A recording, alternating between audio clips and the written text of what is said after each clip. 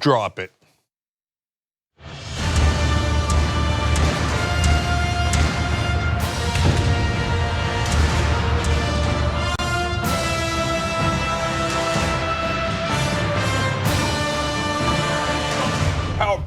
Power panel on the Young Turks on Friday. Bill Press is here. His new book is out, From the Left, A Life in the Crossfire. Check out my interview with Bill on TYT Interviews to talk more about that or hear more about that. Bill, of course, Bill Press Show, part of the TYT Network, legendary host of Crossfire, and the list goes on and on. Maz Jobrani's here. How you doing, Maz? Good to have you back, man. I wore a blazer in your honor. Okay, it's catching on. Yeah. And the equally legendary Anna Kasparian. Hi. Hey. All right, so giant show ahead for you guys. Who will be fired by the end of the show? By the way, that might be literal. That might be not here. We're not voting anyone off the island, okay? But Trump might fire someone, anyone. I was about to say anyone. It's not quite anyone, but Rosenstein is certainly, it appears to be the first in the line of fire. And I'm not kidding that he might be fired by the end of the show as we're live here. So we'll tell you more about that. He's striking out against McCabe. But a little mercy in his heart in the first story, huh? Not really about mercy. This is crazy.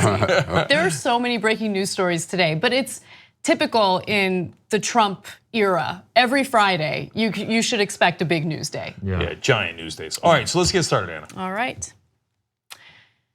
Donald Trump has decided to pardon Scooter Libby. Scooter Libby from the Bush administration, from the Bush era, the individual who outed a CIA official to a New York Times reporter by the name of Judith Miller.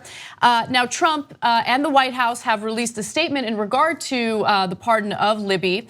And it says that Trump issued an executive grant of clemency, a full pardon to Scooter Lewis Libby, former chief of staff to Vice President Richard Cheney.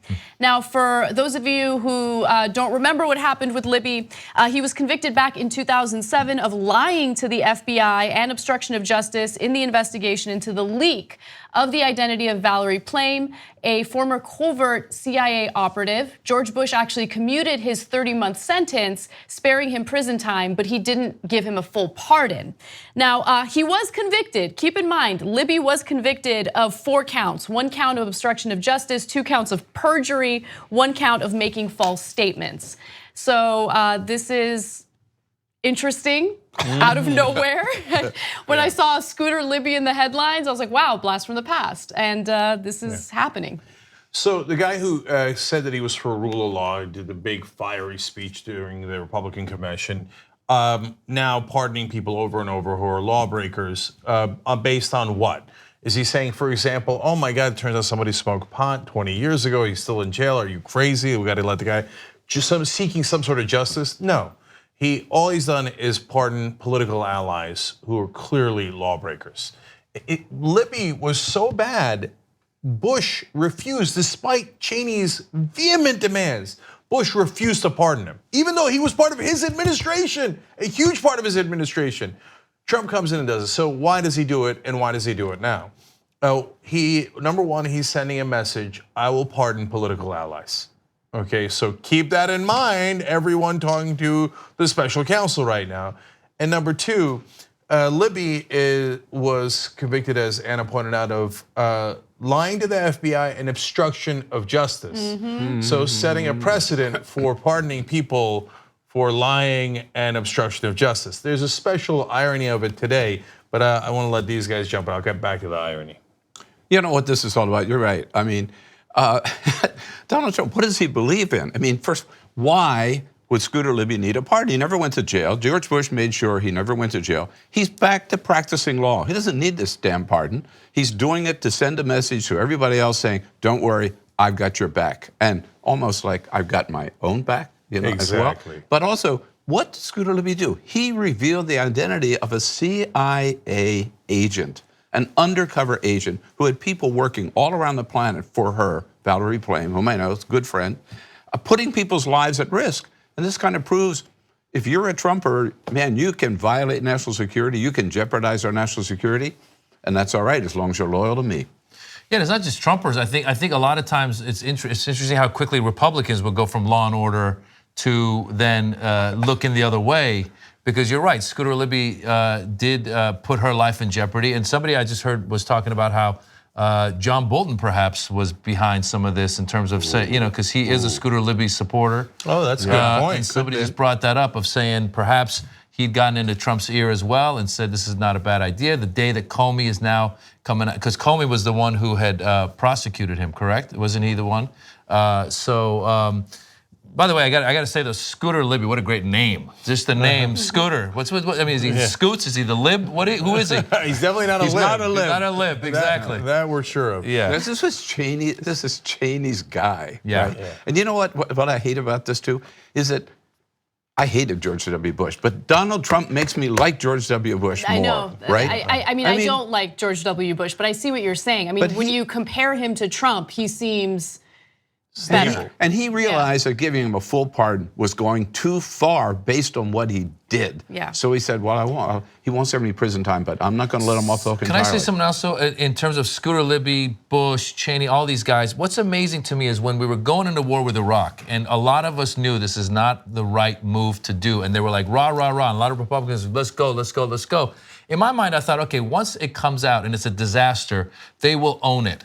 And they still have not owned it. John Bolton very boldly still supports, still a hawk. And now Scooter Libby, one of the guys who was involved in all this stuff, he's being pardoned. So they still are not, Republicans are not admitting to go, hey, that was a bad idea. Hundreds of thousands, millions of innocent people have died because of this war. So it's more of the same. Can I just also add that the Scooter Libby pardon comes on the heels of the Joe Arpaio pardon. I mean, when this administration is over, sooner the better, right? The list of people that he's pardoned is going to be the rogues gallery of just, He seems to have a lot of affection for people who have been convicted of, contempt of court or obstruction of justice, which is, something that he is facing an investigation for. But I do want to read a quick quote from Donald Trump in regard to Scooter Libby. I mean, does he know Scooter Libby well? Did he really look into this case deeply to make this decision? Here's his quote. I don't know Mr. Libby, but for years I have heard that he has been treated unfairly. Hopefully this full pardon will help rectify a very sad portion of his life. What? No, that's amazing. That's amazing. No, but who admits that they're giving a pardon based on, for years, I have heard that he has been treated unfairly? Did you read any of the documents? Did you look at the indictment? Did you look at the conviction, the plea? Did you look at anything? No, people have been telling me. I don't know. I think I saw it on Fox News, which goes to Maz's point that he probably heard from John Bolton. Yeah. And oh yeah, I hear he's been treated unfairly. Homework? Who wants to do homework? Who cares? Rule of law. Let's just pardon him. This is a classic Trumpism. Everybody believes that Comey should have been fired. Everybody believes that Scooter Libby, but nobody believes it but him and Bolton. Right. So Cheney, maybe. So let me be clear about one thing and then get to the irony.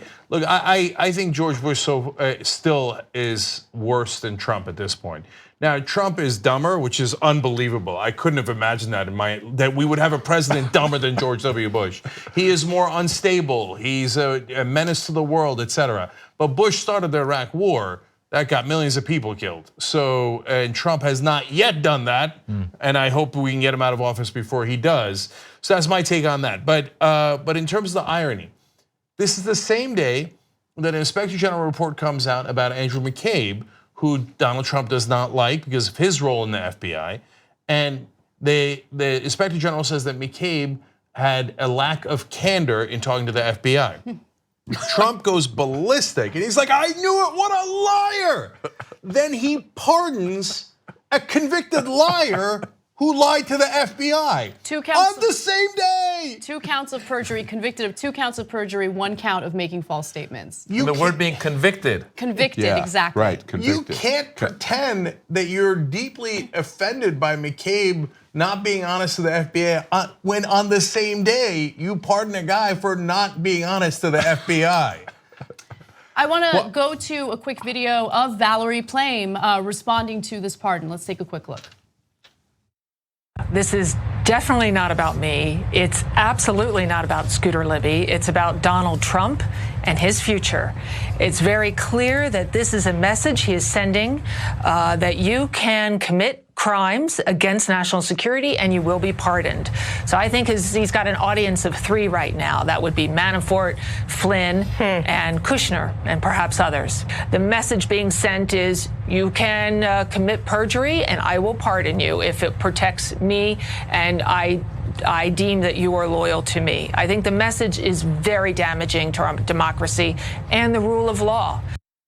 And let's not forget, Valerie Plame was outed because her husband Joe Wilson had talked about the yellow cake, and said that the war that we shouldn't go into Iraq, and so it was a vindictive move to leak her name and put her life at risk. So it all just goes back to, like, I mean, listen, I keep saying, obviously I'm on the left politically, but if someone comes to me and goes, look at the stuff that people on the left did to out somebody or to put someone's life in danger, I'm going to admit it. I'm going to take that and go, you're right. If you say under Obama there was a lot of drone attacks, there were a lot of drone attacks. I agree. I will accept that. It's crazy to me how on the right, a lot of people sit there and go, you know what, this was a good thing. This guy didn't do anything that bad. He put someone's life at risk that was an operative, and the only reason why was because of the vindictiveness that he had the balls or the gall to say that the war with Iraq was not right. Jake and I talk about that all the time, how on the left, we have incredibly high standards for one another. And if someone does something wrong, we have no problem calling that individual out, whether it has to do with someone accused of sexual misconduct or doing something illegal while in government or in office. We are ready and willing to call them out. And we did call out Obama specifically for those drone strikes over and over again. But when it comes to the right, they are so incredibly loyal to one another. They don't care. They will stick by one another no matter what. There are no standards, no principles whatsoever. We have, on my show, I have to say, we've sort of adopted the rule that we can't keep saying, what if Obama had done this? Because you know what? Every freaking day, right? Every day. What if Obama had paid off, a former porn star, $130,000? Oh, get out of here. Bill, I try not to do it, but I did it again 2 days ago on the tweets. Like, the tweets are so maniacal. The McCabe tweet today, where he's screaming at the top of his lungs like a petulant child. Any one of those tweets from Obama would have launched a dozen congressional investigations and probably 25th Amendment hearings. Like, has this man lost his mind? Let alone calling somebody a slime ball, the president of the United States. You know what it feels like? It feels like we've seen this where there's an abusive boyfriend or husband in a relationship with a girl, and you see it and you're like, why don't you get out of this? I feel like the Republican that are the abused girlfriend, and this guy's the abusive boyfriend, and I see it. I'm like, well, you just said, don't you see this tweet? Don't you see how crazy this tweet is? The tweet about maybe we will attack Syria in the future, but maybe we won't. However the wording was. Maybe it'll be soon. Maybe it'll be a long time from now. I'm paraphrasing. Whatever it is, it's every day, like you said, 10 tweets a day. I mean, Republicans that are watching this, please just look at the facts and sit there for a second and go, okay, you know what? I still adhere to Republican principles, but this dude is not good for the world. He's bad. But that's the reason they don't. They know that. I mean, look at the anonymous congressman that talked to Eric Erickson the other day, saying that he's an evil effing Forrest Gump, and a dumb one at that. Forrest Gump was mentally damaged, and he's saying he's dumber than Forrest Gump. So, and that's a Republican congressman sitting right now, and it pretends to defend him on Fox News, according to that report. So they know, but the problem is their base, I mean, is either equally stupid or just doesn't care that he's maniacally stupid. Because they see those tweets. I mean, it's not like people aren't talking about the tweets. It's not like they can't see them with their own eyes. They do. And they all agree, not that the emperor doesn't have clothes. He doesn't have clothes, but they say, yeah, he does. They used to do that with George Bush. No, this guy's right. Yeah, this guy's fine. Yeah, he can put sentences together. No, he can't. It's super obvious. In this case, they have agreed that the emperor has a mind, when it's clear that the emperor has no mind. Like, he's lost his mind completely, and there's 33% of the country who will not move, who looks at a man who is clearly mentally unbalanced and goes, nailed it, nailed it. So, and we have to respect those guys. It's madness. They not only tolerate these tweets, they love them. They They do. love I'm glad them that you brought that up. They do, because Yeah. they think they sit on there to shake them up and take them all on. Republicans and Democrats, they're sick, I think, but they love them. The truest thing Donald Trump ever said was that old line about, I could go out in the middle of Fifth Avenue and shoot somebody and nobody would do anything. You know what? He is dead right on that. He was right on that. And also, you got to remember the bubble that, the Trump base lives in. And what I mean by that is the type of news content they consume. So the news content that they consume justifies the types of tweets that he puts out there, because he presents himself as some sort of victim, someone who's, the subject of a witch hunt. And then all you hear on Fox News and Breitbart and all of these other media organizations is that he's a victim here, right? So they do love the tweets. They think he's telling it like it is. He's calling people out. They think he's being a tough guy. They don't know the reality necessarily of what's really going on behind the scenes. And he was saying, drain the swamp. He was saying, fight the establishment. What you were saying, a lot of his followers, he's putting the establishment where they need to be. But here's Scooter Libby, who was part of the establishment. He was part of the Bush administration that he's criticized. He says, I was against the Iraq war, even though he said on Howard Stern he was for the Iraq war. Then he was against the Iraq war. Now he's pardoning a guy who was involved with outing someone because of their opposition to the Iraq war. It just makes absolutely no sense. And by the way, outed that CIA agent to a former New York Times reporter who ended up getting fired not only because of her involvement in all of this, but for reporting inaccurate articles in order to push for more support for the Iraq war. So it's amazing. I mean, the hypocrisy is obviously there, but I don't even think Trump realizes it. As we all know, he's never met the guy. Yeah, that's right. All right, what's next? All right, actually, let's take a quick break. When we come back, Comey. That's awesome. Oh, Is he Trump's homie? We'll find out.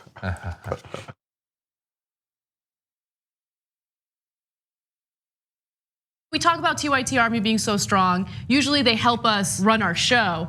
Now they're gonna help us run the country. Like this. It's time that we reclaim democracy for the people. We had a huge victory for Wolfpack. When Lincoln said this was a country by, of, and for, he said of the people, not of corporations. Our representatives don't represent us. Whoa, democracy! United, we are too strong. There's thousands of volunteers, and you can be among them. With Wolfpack, the mission is so clear. Money is killing our democracy. 96% of Americans want it. When you get the power back, oh, that feels good. This is just the beginning. Let's go get them, man. Up and at them. Knock, knock. We're coming for them. Wolf-pack.com. Patience. It's a virtue. They think you can put me in a box. But you can't stifle a revolution. Cenk Uygur, you started something, an idea. The truth and honesty matter above all else. And the people love you for it. And for a while, so did I. We could have stood united, a political force of reckoning upon our foes, the hypocrites, the phonies, the unjust. But you put me in this box. Jake, no. You began without me. You began without me. But God as my witness, I will be the one to finish it.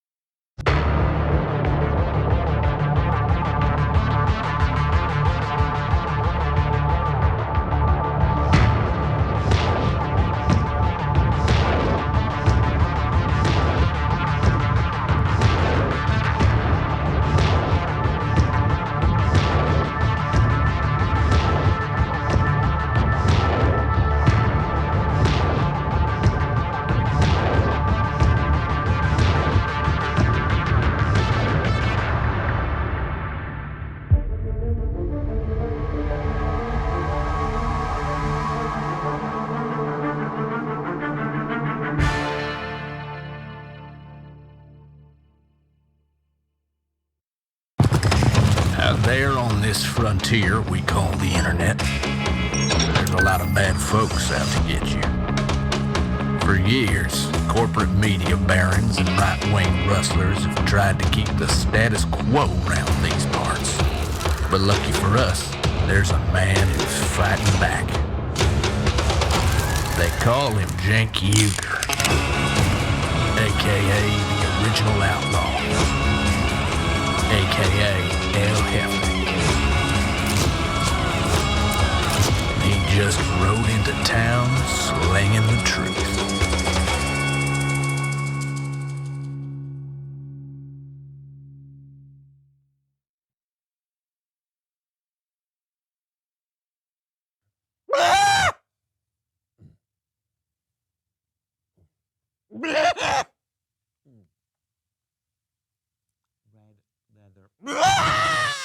Mayweather will knock out Pacquiao. Floyd beats his wife.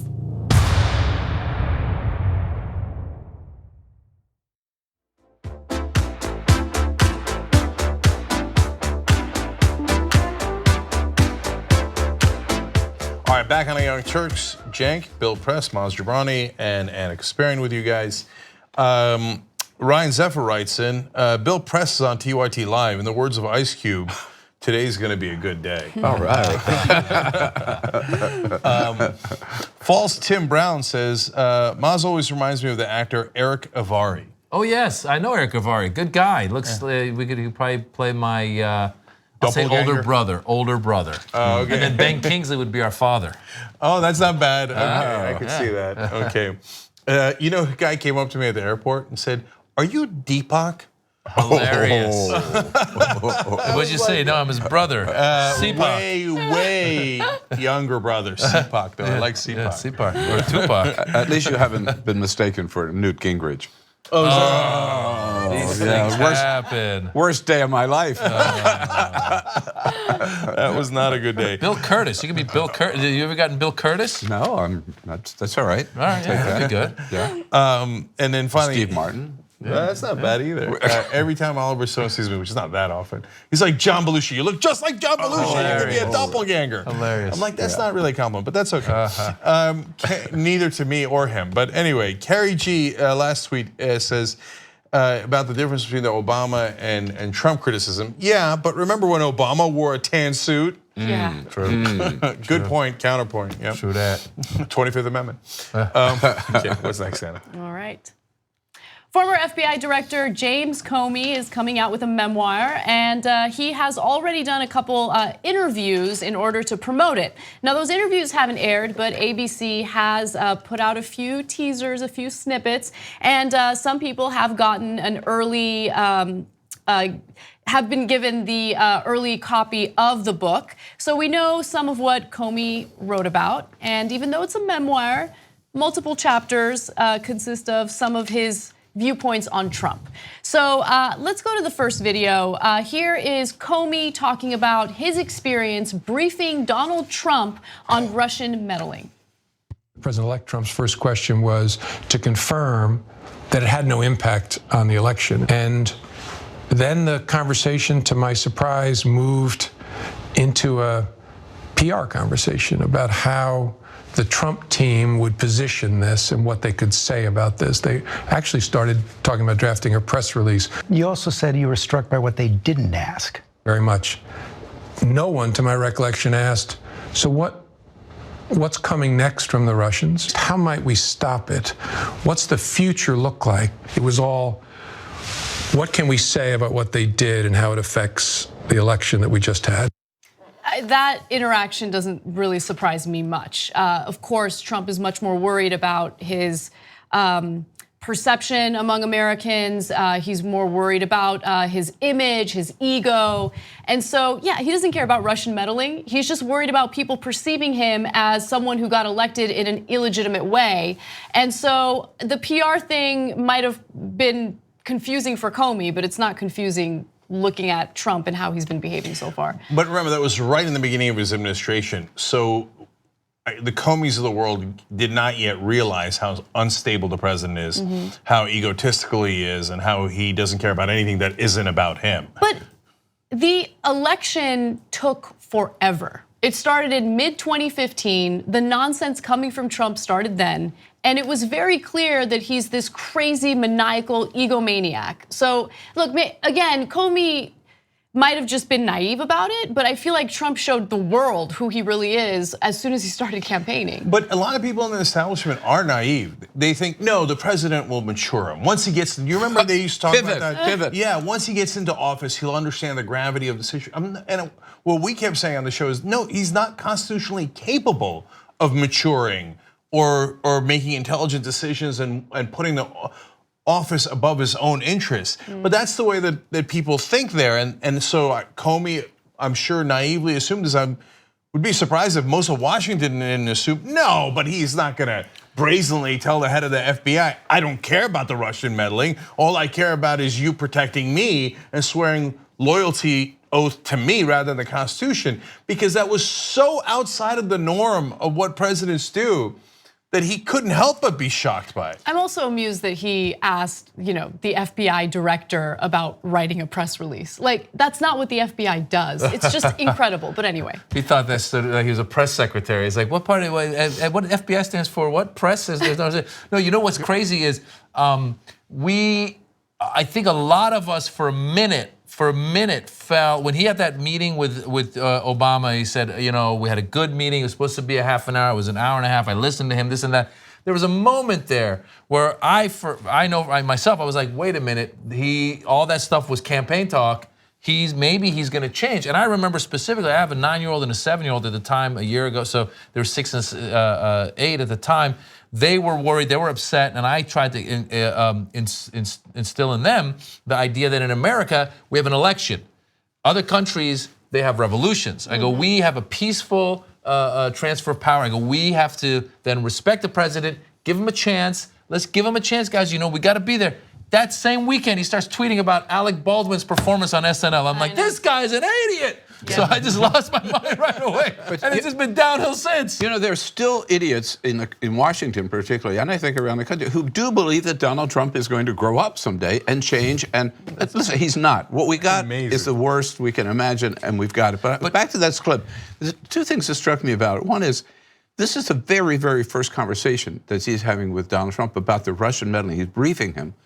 And Donald Trump, not at that time and not since, has condemned what the Russians did to try to undermine this election because, and you're absolutely right, because he believes that acknowledging that they did anything undermines the legitimacy of his presidency. And that's why he was so obsessed with the millions of voters who voted for Hillary over him, and that the voters that made the difference in the popular vote. He's obsessed with that and obsessed with delegitimizing that fact by arguing that undocumented immigrants voted for her because of his ego. He doesn't want to appear as someone who didn't deserve to win the presidency. Okay, so we got to move on to the other clips. In this next clip, he talks about what Trump really cared about when it came to that dossier. Take a look. I'm about to talk to him about allegations that he was involved with prostitutes in Moscow and that the Russians taped it. I started to tell him about the allegation was that he had been involved with prostitutes in a hotel in Moscow in 2013 during a visit for the Miss Universe pageant, and that the Russians had filmed the episode. And he interrupted very defensively and started talking about it. Do I look like a guy who needs hookers? And I assumed he was asking that rhetorically. I didn't answer that, and then I just moved on and explained, sir, I'm not saying that we credit this, I'm not saying we believe it. We just thought it very important that you know. Did you tell him you thought it wasn't true, or you didn't know if it was true or not? I never said I don't believe it, because I couldn't say one way or another. How weird was that briefing? Really weird. It was almost an out-of-body experience for me. I was floating above myself, looking down, saying, you're sitting here briefing the incoming president of the United States about prostitutes in Moscow. So he also, Comey, in other parts of this interview, had mentioned that Trump was obsessed with proving that it was a lie, that whole prostitutes urinating on one another thing was a complete lie because there was a 1% chance that Melania would believe it. And this quote from Comey I thought was great.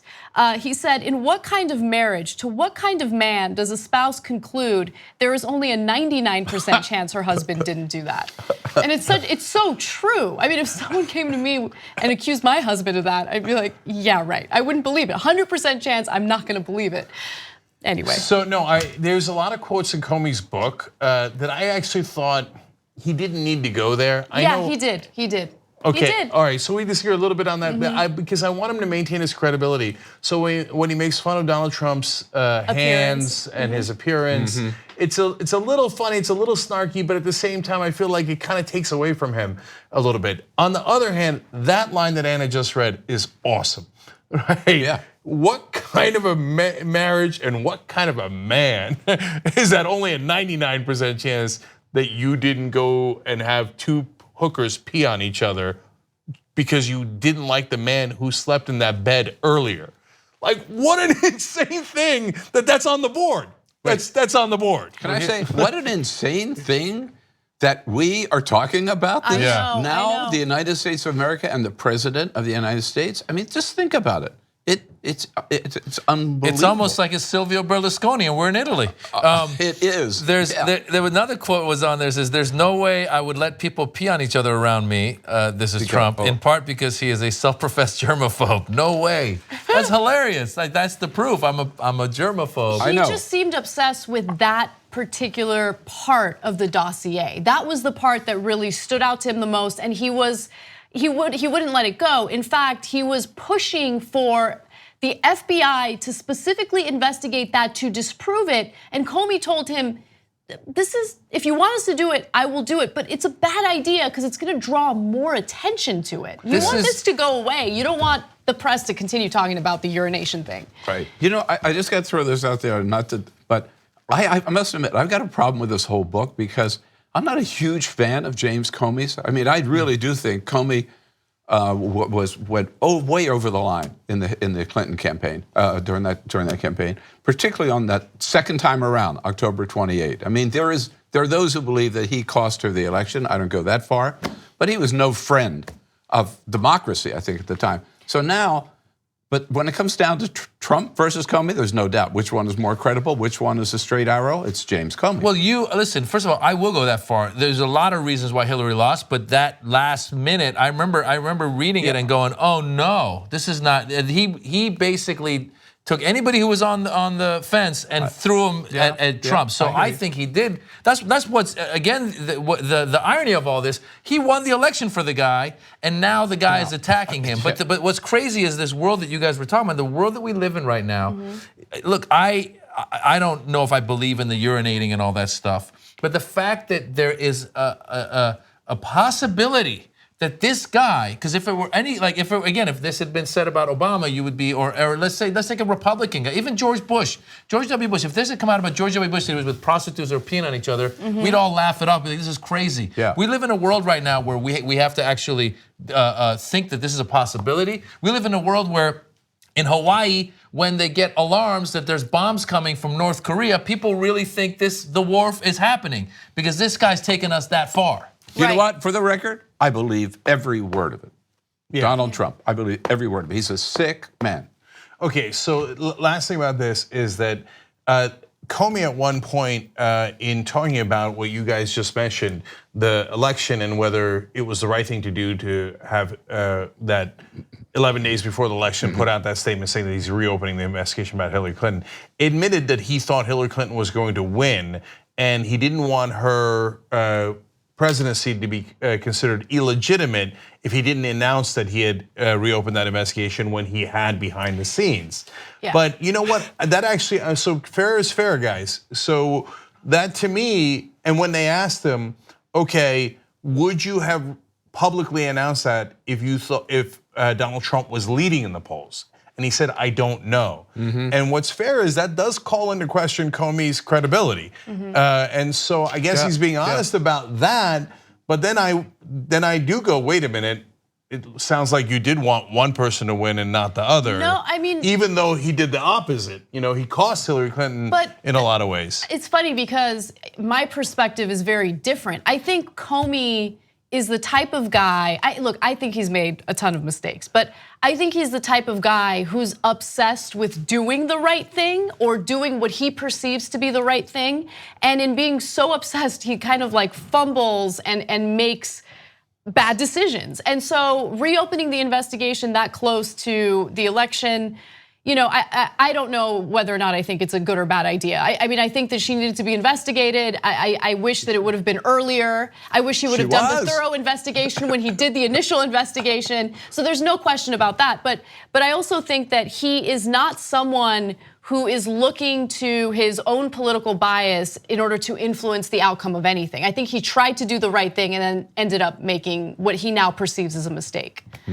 Okay, so there's another component to all of this, and it is the awesome response from Donald Trump. Following James Comey's release or soon released book, A Higher Loyalty, Truth, Lies, and Leadership, it is his memoir, Donald Trump has reacted to some of the teases that have come out already from media interviews that Comey has already done.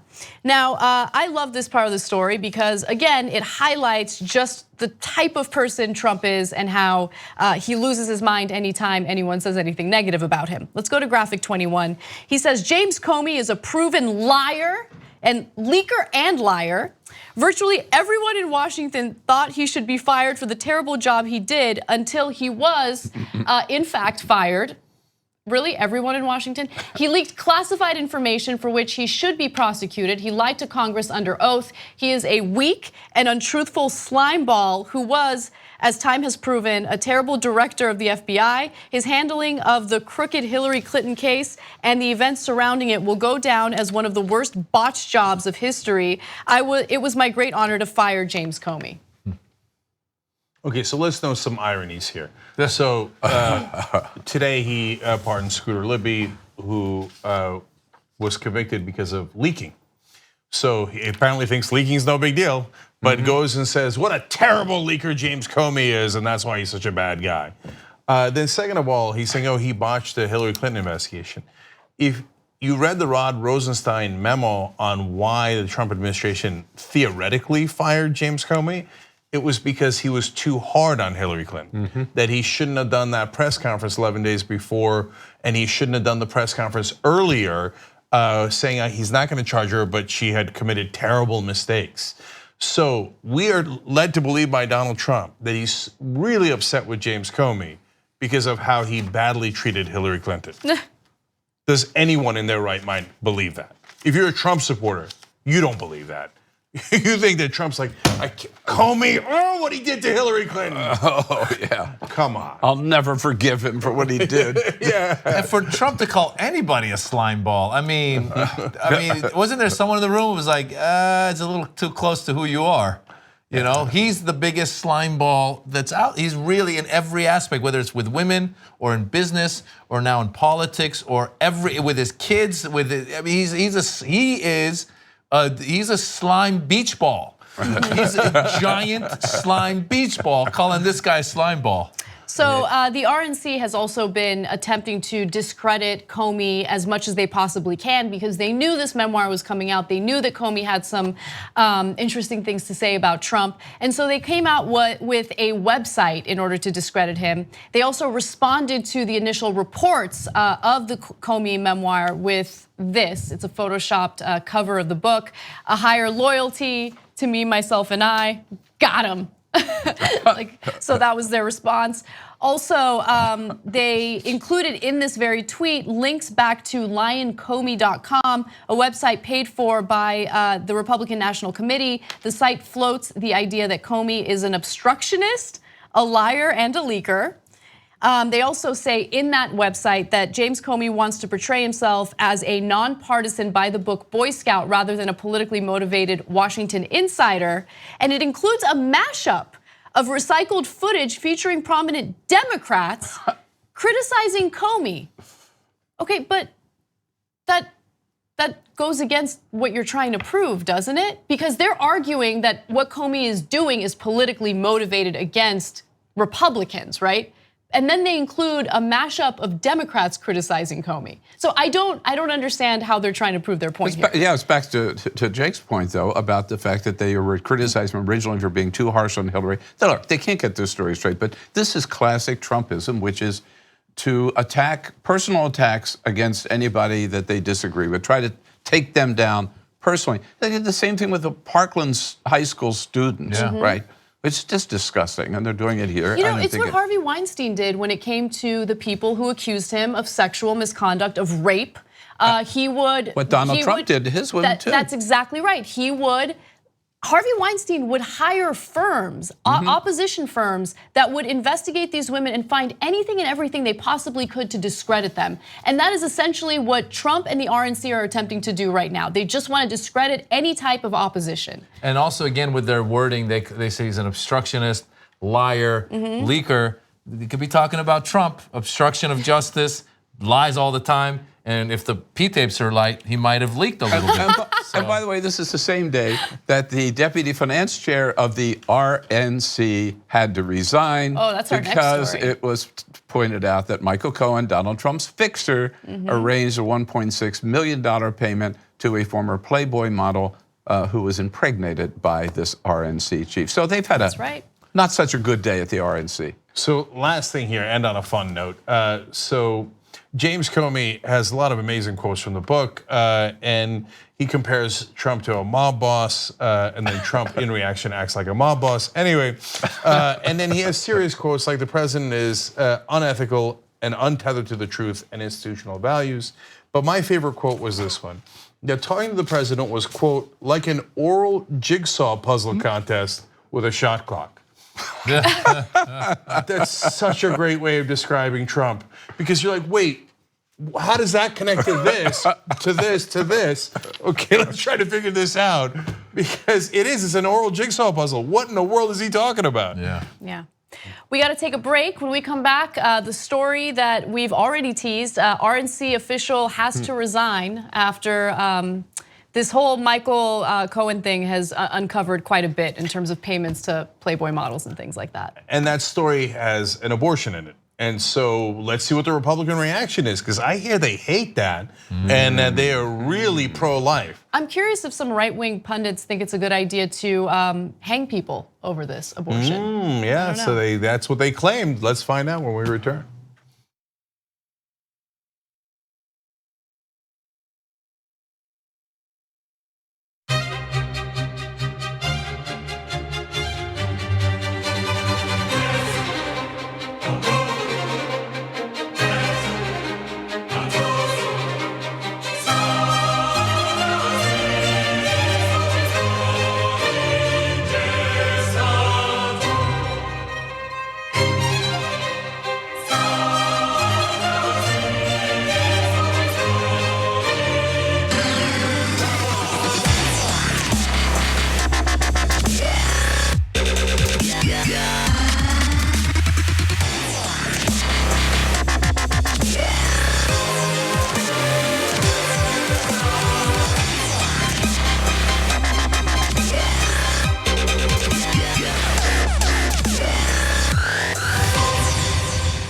The theory that some progressives had about Trump getting elected being a good thing because he would destroy so badly that people would be ready to throw in support for a true progressive. But I'm worried that the opposite is happening, that Trump is so extreme and so disastrous that he has now desensitized us to politicians that we typically would not like and not support. Even on the right, like, oh, if we could just impeach Trump and then we can have Pence. It's changed our standards. It's lowered our standards for politicians. So Anna, that's a great point. Now, all of a sudden, Corker's the middle? Are you kidding me? And what do the Democrats do? They just accept it. They're thrilled because they're like, well, that's the number one trick they have, which is, well, you can't vote for the other guy.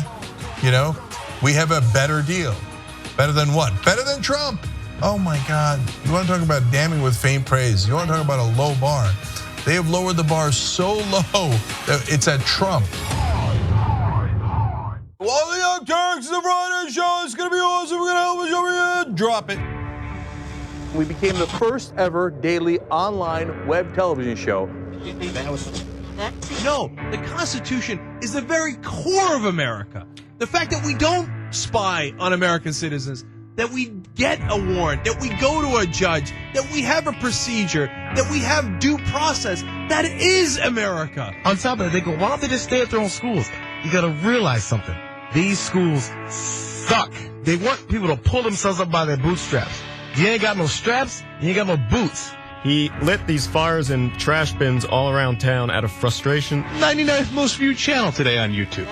The Shorties Award, Best Web Host. We passed 1 billion views. Voice Award winner, News and Information Channel, The Young Turks. Oh, another Webby. The Young Turks. Can I curse? Yeah! For those of you watching on the live stream, yes, we have adopted a pet iguana that showed up at our door. Haunted version in the dark with our silhouettes. It's opening up by him. Now let's get to the best line of the debate. And it was definitely the one against Fox. I never want to see another man's foot ever. They're barefoot on a plane. It's not I'm gonna build a wall inside of you. I'm gonna put an anchor in you. I'm gonna space. I told you we were coming. When you talk about it when it becomes a problem. Our lack of gun control is a problem. The question is, how do we make sure that we blame the person who is dead? What kind of democracy is that? We should never forget that the most powerful people in the world exploited the greatest tragedy in American history to go to war in a country that had a lot of oil. Rolling thunder. That's what this show is.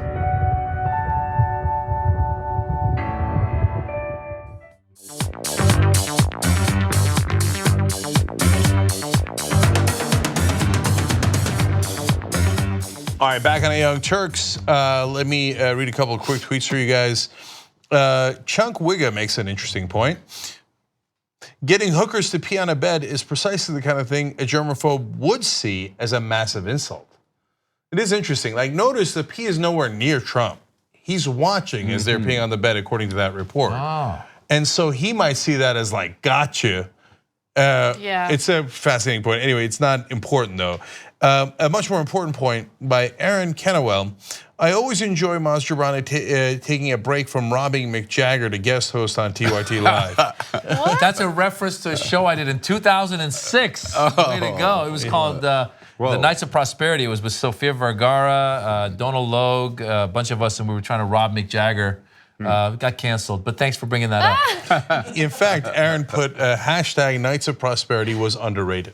It was actually, it got a lot of good publicity, but nobody watched it. But now I'm on Superior Donuts, Monday night, CBS, 9 o'clock, watch it. Yes, and by the way, if you want to see where Maz is going to be live on his tour, check out mazjobrani.com/live. Yes, I'll be doing, I'm back on the road. I'll be in LA, New York, Atlanta, a lot of places. So check it out, come see me live, and give me a hug for that show that was canceled. I'll actually be going on tour with him so you can mentor me on the comedy off where I'm gonna kick your butt. These two want to go at it. Let's see what happens. Maybe you could be a ref. I will. From the left, Bill Press's new book. Everybody check that out, okay? And last plug is shoptyt.com, where you can get that great shirt that Anna's wearing, among many others. Today is a very good day to wear your very stable genius shirt, given this instability of Donald Trump, which I wore at the airport coming back from Vegas this morning. Got a lot of. So shoptyt.com. Okay. All right. An RNC official has resigned from his position following an explosive report that reveals the fact that he paid a Playboy model $1.6 million in hush money to prevent any information about the affair he had with her and the fact that she got pregnant from that affair and then had an abortion. Now, Elliot Brody is his name. He's the former deputy finance chair of the RNC, and he's a longtime Trump supporter. He's an interesting looking guy. Now, under the terms of this deal, the Republican donor, Elliot Brody, would pay the woman in installations over the course of 2 years, and in return, she would agree to stay silent about their relationship. Now, here is the fascinating part about all of this, the most important part about all of this, because who cares about their affair? This deal, this settlement was arranged by President Trump's personal lawyer and fixer, Michael Cohen. So we're seeing, again, a pattern of Cohen coming in and paying hush money to different women who could potentially destroy the careers of men who are either Donald Trump himself or connected to Trump. The lawyer for the woman, Keith M. Davidson, also represented 2 women who were paid during the presidential campaign for their silence about alleged affairs with Trump, Karen McDougal and Stephanie Clifford, also known as Stormy Daniels. So the allegations are that Ms. Brody had paid for an exclusive sexual relationship of 1 or 2 years with this woman to begin with, before the alleged pregnancy. Now, I say alleged pregnancy because it was actually never confirmed that she was pregnant. She refused to take any kind of test that whether it was his kid or not. She then said to him that I got an abortion, but after these, and at some point these papers are signed. The papers say something very interesting. They say, now this is not about the child or what might happen with the child, which sounds like we're paying for the abortion, but we remember this is not about the abortion, okay? Because I would never do that because I'm a very important person in the Republican Party. At first when I read the headline, I thought $1.6 million if this guy's really loaded and you're gonna pay, child custody for, and then I realized, oh my God, you read the story, there is no child. It's just a $1.6 million as a payoff. That's a gigantic, the president only paid $130,000 to keep the porn star adultery hidden. Why is this guy paying $1.6 million? And so, look, he might be richer than the president. There might be a couple of different reasons, but she says she had an abortion. He paid her $1.6 million. Even if he didn't agree to the abortion as he claims, first of all, he doesn't seem to be shedding any tears. Second of all, I thought you guys told me, the pro-life guys told me that it was murder. So why would he pay $1.6 million to a person who murdered their child? Now that's not my way of thinking about it, but you tell me that's your way of thinking about it. Is Brody gonna work in the Republican Party again when he's apparently happy to pay for a woman who got an abortion at a minimum? Even if it wasn't for the abortion, he knew that he claims, yeah, I knew that she got an abortion and I paid her anyway. Well, if you're a rich elite, those those rules don't apply to you. So you can do whatever you want, but for everybody else, you should keep the baby no matter what your situation is. You need to keep the baby because they've decided for you. But if they're rich and they can pay it, then they'll do it. And also, by the way, Michael Cohen is involved in a lot of sexual related issues. He's like a pimp. Yeah, look, for me, that's the heart of the story. I mean, yes, there's the salacious angle and the fact that it's another Republican, this is the party of so-called family values, the hypocrisy is obviously there.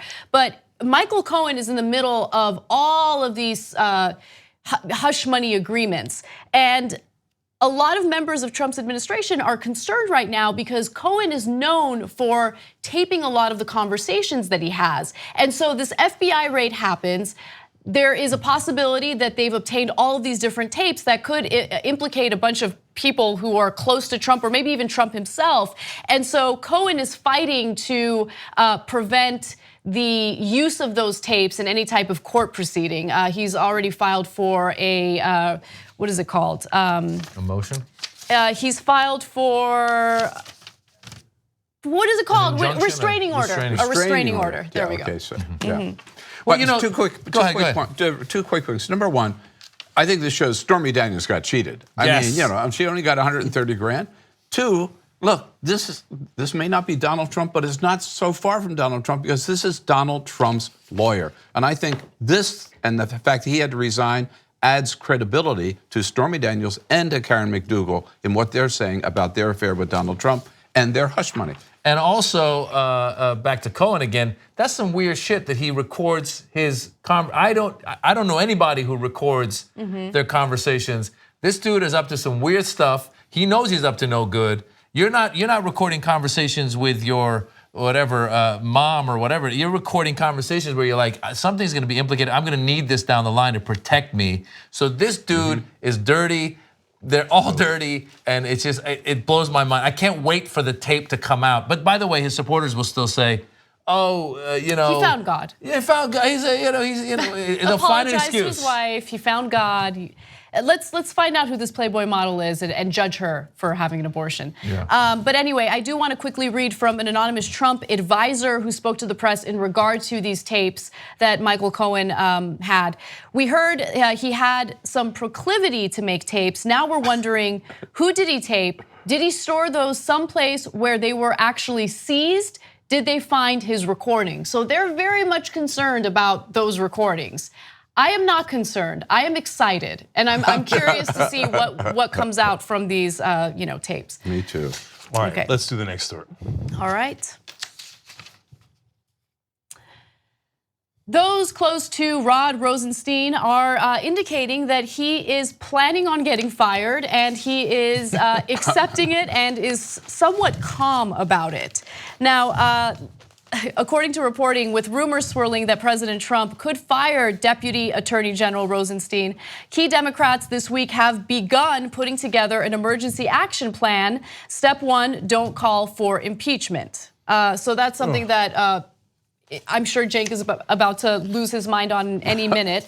But a source who spoke to Rosenstein said he seemed fully aware that he may soon lose his job and was at peace with the possibility, confident that he had done his job with integrity. So this is actually interesting because he has been in touch with ethics officials in the Department of Justice in regard to his involvement in this investigation involving Special Counsel Mueller.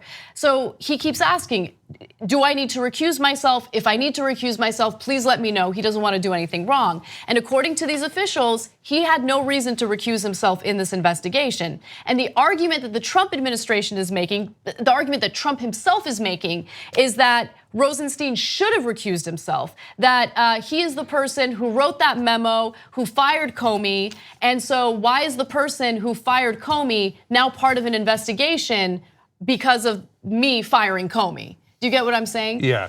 Well, so okay, hold on. Let's clarify. There's a lot going on. Yeah, let's clarify a bunch of things here. So again, Trump is saying, I'm worried that Comey might be biased because he's the one who fired Comey in the first place. I mean, Rosenstein is biased because he fired Comey in the first place. But you told him to fire Comey. Yeah. And so did you?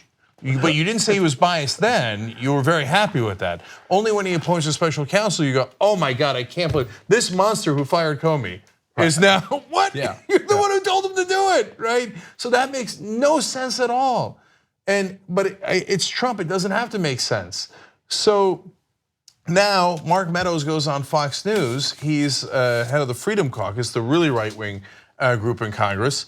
And he signals to the president and he says, quote, let's do it this week, referring to firing Rosenstein. And if this attorney general and deputy attorney general can't do it, let's find the two who will. So he's like, let's fire Mueller and let's do it this week. And if Rosenstein and Sessions won't do it, you should fire them. So two things about that. Number one, so we're led to believe that Trump and the right wing are really mad that Comey did not recuse himself from the case, but they're also really mad that Sessions did. How does that make any sense? Like, make up your mind. Should people recuse themselves or not recuse themselves? You're saying that Rosenstein should have. Yeah. He's saying Rosenstein should have recused himself, but Sessions shouldn't have. On the same exact fact pattern. Who cares? Who cares? It doesn't have to make sense. I can shoot someone on Fifth Avenue and my voters won't care. I'm just going to blurt out nonsense. The second part is, John Kelly is the chief of staff, so he holds the keys to the Oval Office as to who gets in and who doesn't. But it doesn't matter because they're using Fox News as a public, like, those old school telephone switchboards, right? Yeah. Connecting you to the president, right? And Mark Meadows comes on and goes, we should fire Mueller now, shouldn't we? Okay, the way you would do it is you would first fire Rosenstein and then maybe Sessions if he doesn't go along. You see what I'm saying? And they're just doing it in public. And so they could get to the president because they know he watches Fox News. And remember, Trump didn't ever have a problem with Rosenstein until it hit headlines that Rosenstein is likely to testify in this investigation, that Mueller has asked for him to testify, and he is likely to testify because, of course, he was the one who was directed by Trump to fire Comey. So him testifying is important to this investigation. Trump doesn't like that, and so that's part of what started all of these. First it started with whispers regarding firing him, and now it's just out there. They want to get rid of him. I just want to point out the timing, okay? There's been rumors, there's been buzz about Rosenstein getting fired for a long time. Here we have Comey's book coming out, the ABC interview coming tomorrow night. Donald Trump is thinking about how he can steal Comey's thunder. I'm willing to bet on that. And he will fire Rosenstein maybe. Is the show over? Maybe before the show is over or before the weekend is out, and that's going to dominate the news, and that's what Donald Trump wants. And then the Republicans in Congress will say, oh, this is a constitutional crisis, it's terrible, and do absolutely nothing. Yeah, I don't want him, obviously, to fire him, but I'm so sick of this cliffhanger that I'm like, just fire him already. Fire these, let's get on with it. He's waiting for the right time. Yeah, the joke was that this guy is a reality star. He had a show on NBC. Now he's managed to have a show on every network, including this network, including everywhere. This dude is the modern day P.T. Barnum. He's got everyone talking about him. It's like, fire the guy already, and please just let's get rid of this guy, because I'm getting a headache. I have children I want to talk to. I don't want to spend my time reading your stupid tweets. So just do it and let us impeach you. You're right, they're not going to do anything. And I don't know what I'm going to leave. I'm moving. I think just real quick, what I would love is, look, I know that Mueller wants to do a thorough investigation. That's why it's taking so long. But I would love for the investigation to be over. And I really don't care about what the outcome is. I can speculate about the outcome, but I would like this to no longer be a big news story. I know, but it doesn't work that way. I know. Okay, so look, last thing on this. Bill mentioned that the Republicans aren't going to do anything about impeachment. News story out in National Journal. Turns out some portion of the Democrats are counseling that they should do nothing. So they're like, we're going to beat the Republicans to the punch in doing nothing if he fires Rosenstein. Led by Mark Warner and the so-called moderate Democrats. They say, step one, don't call for impeachment. And that there should be a cooling off period where we don't say anything about it for 1 or 2 days. So in the middle of him creating a constitutional crisis, and when the iron is hot, as usual, the incredibly stupid Democrats are like, oh, let's not do something about it when everyone cares. When everyone cares. No, let's do a cooling off period and make sure we don't do it. Why? So let me read you from graphic 36 here from National Journal. Leaders came to the conclusion that talking about impeachment would be unproductive because it would turn away Republicans. Wow. Wow. But isn't the whole, I mean, look, I don't know if it's the whole point, but Democrats have been pushing for an investigation into Russian meddling since the beginning because they want to make an excuse for why Hillary lost. I mean, and so now they're not going to do anything about it? I don't understand. So if there is proof of Russian meddling, if this investigation indicates that there was collusion or obstruction of justice, they're not going to do anything about it? No, it just proves that Democrats can screw up a 2-car funeral. I mean, you know what? Seriously, this is the moment. This is the opportunity. If all of this happens, which I think it is going to happen, and for them to take this approach that now's the time to do nothing, no, now's the time to grow a pair and take action. And that's what the American people want. And this insane idea that we may turn off some of the Trump base or turn off some Republicans, they're never going to freaking vote for you anyhow. They're already pretty turned off. They're the passive aggressive in the relationship. They're just, like they caught the other person doing the wrong thing, and the other person goes, "You want to talk about this?" And no, I think I'm just gonna go over here in the corner and drink my tea. Insane. Yeah. All right, let's finally move on to Andrew McCabe. All right. A new report has been released in regard to the firing of Andrew McCabe, and Donald Trump is very happy about this report. It's coming from the Justice Department's Inspector General, And according to this report, it accused Andrew McCabe, the former FBI deputy director, of repeatedly misleading investigators. Now, remember, when McCabe was fired by Jeff Sessions stated that there was a lack of candor when it came to McCabe, and that was the reason for firing him. When investigators asked whether he had instructed aides to provide information in October of 2016 to a reporter with the Wall Street Journal, Mr. McCabe said he did not authorize the disclosure and did not know who did. But McCabe did approve the FBI's contact with the reporter. That's according to this report.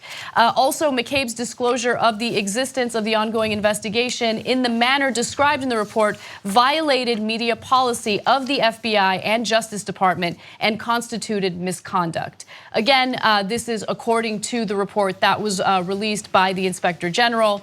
Donald Trump responded to this in a typical Donald Trump fashion. Let's go to his tweet. DOJ just issued the McCabe report, which is a total disaster. He lied. McCabe was totally controlled by Comey. McCabe is Comey. No collusion, all made up by this den of thieves and lowlifes. Of course, misspelled. All right. Again, just a moment in time. Imagine if Obama had just sent that one tweet. Just that one tweet.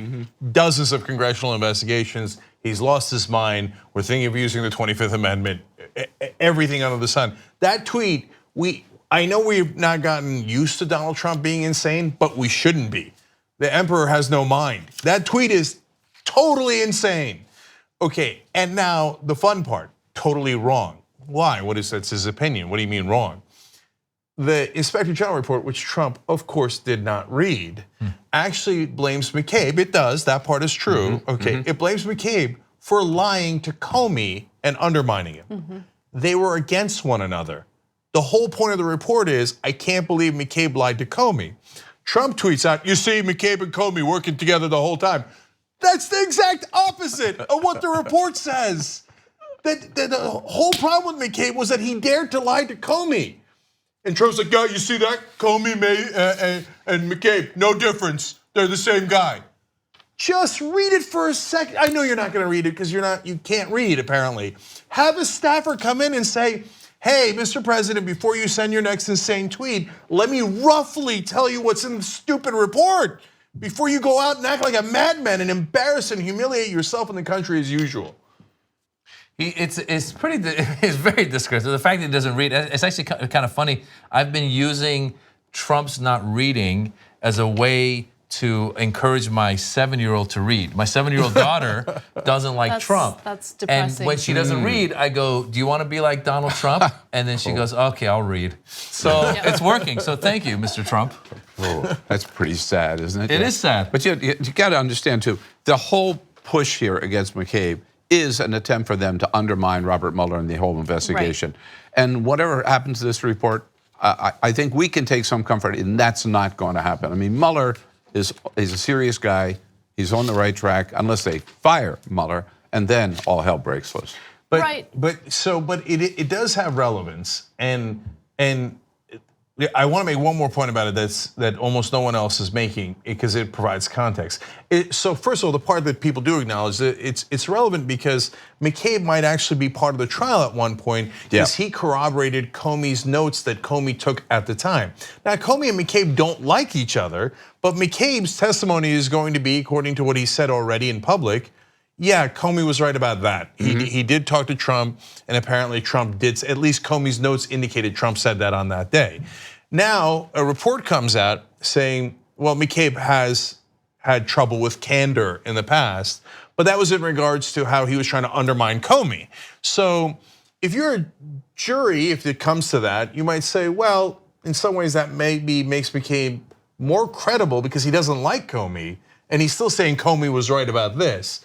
But Trump's lawyers would certainly get to say, this guy's a liar. We told you he was a liar. You should discount all of his testimony, and hence you should discount Comey's notes of Trump saying inappropriate and possibly illegal things that led to obstruction of justice. That's the whole point behind this. So understand that. Now, the part that people are not talking about is that Actually, Bill, you go, and then I want to come back to that. Well, no, the other thing, I just want to keep, it sounds like a constant theme, but I keep wanting to come back to the timing, too.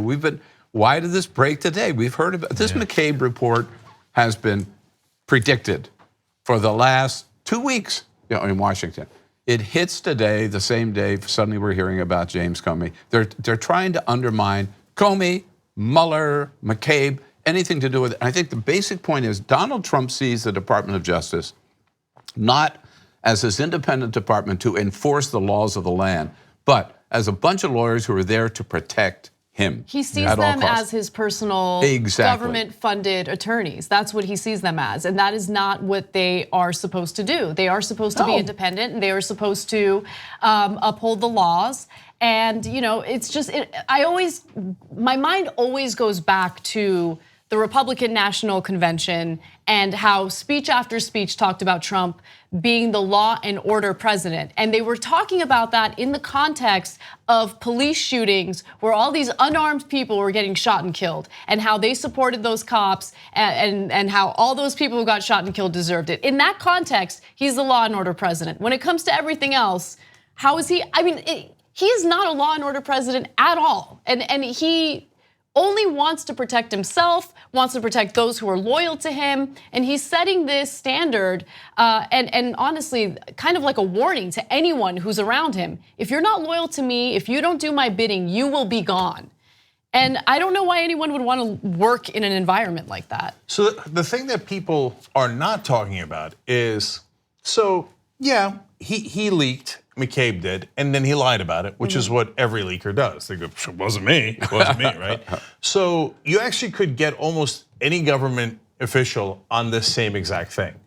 So it's called selective prosecution. So Trump pressured the inspector general to go do a report on McCabe, and then they got him for lying about this, and I'm sure he did lie. I believe the inspector general lied about that McCabe lied about this, but you could do it to every single Trump staffer if you wanted to. How about Trump? And Trump, he leaks.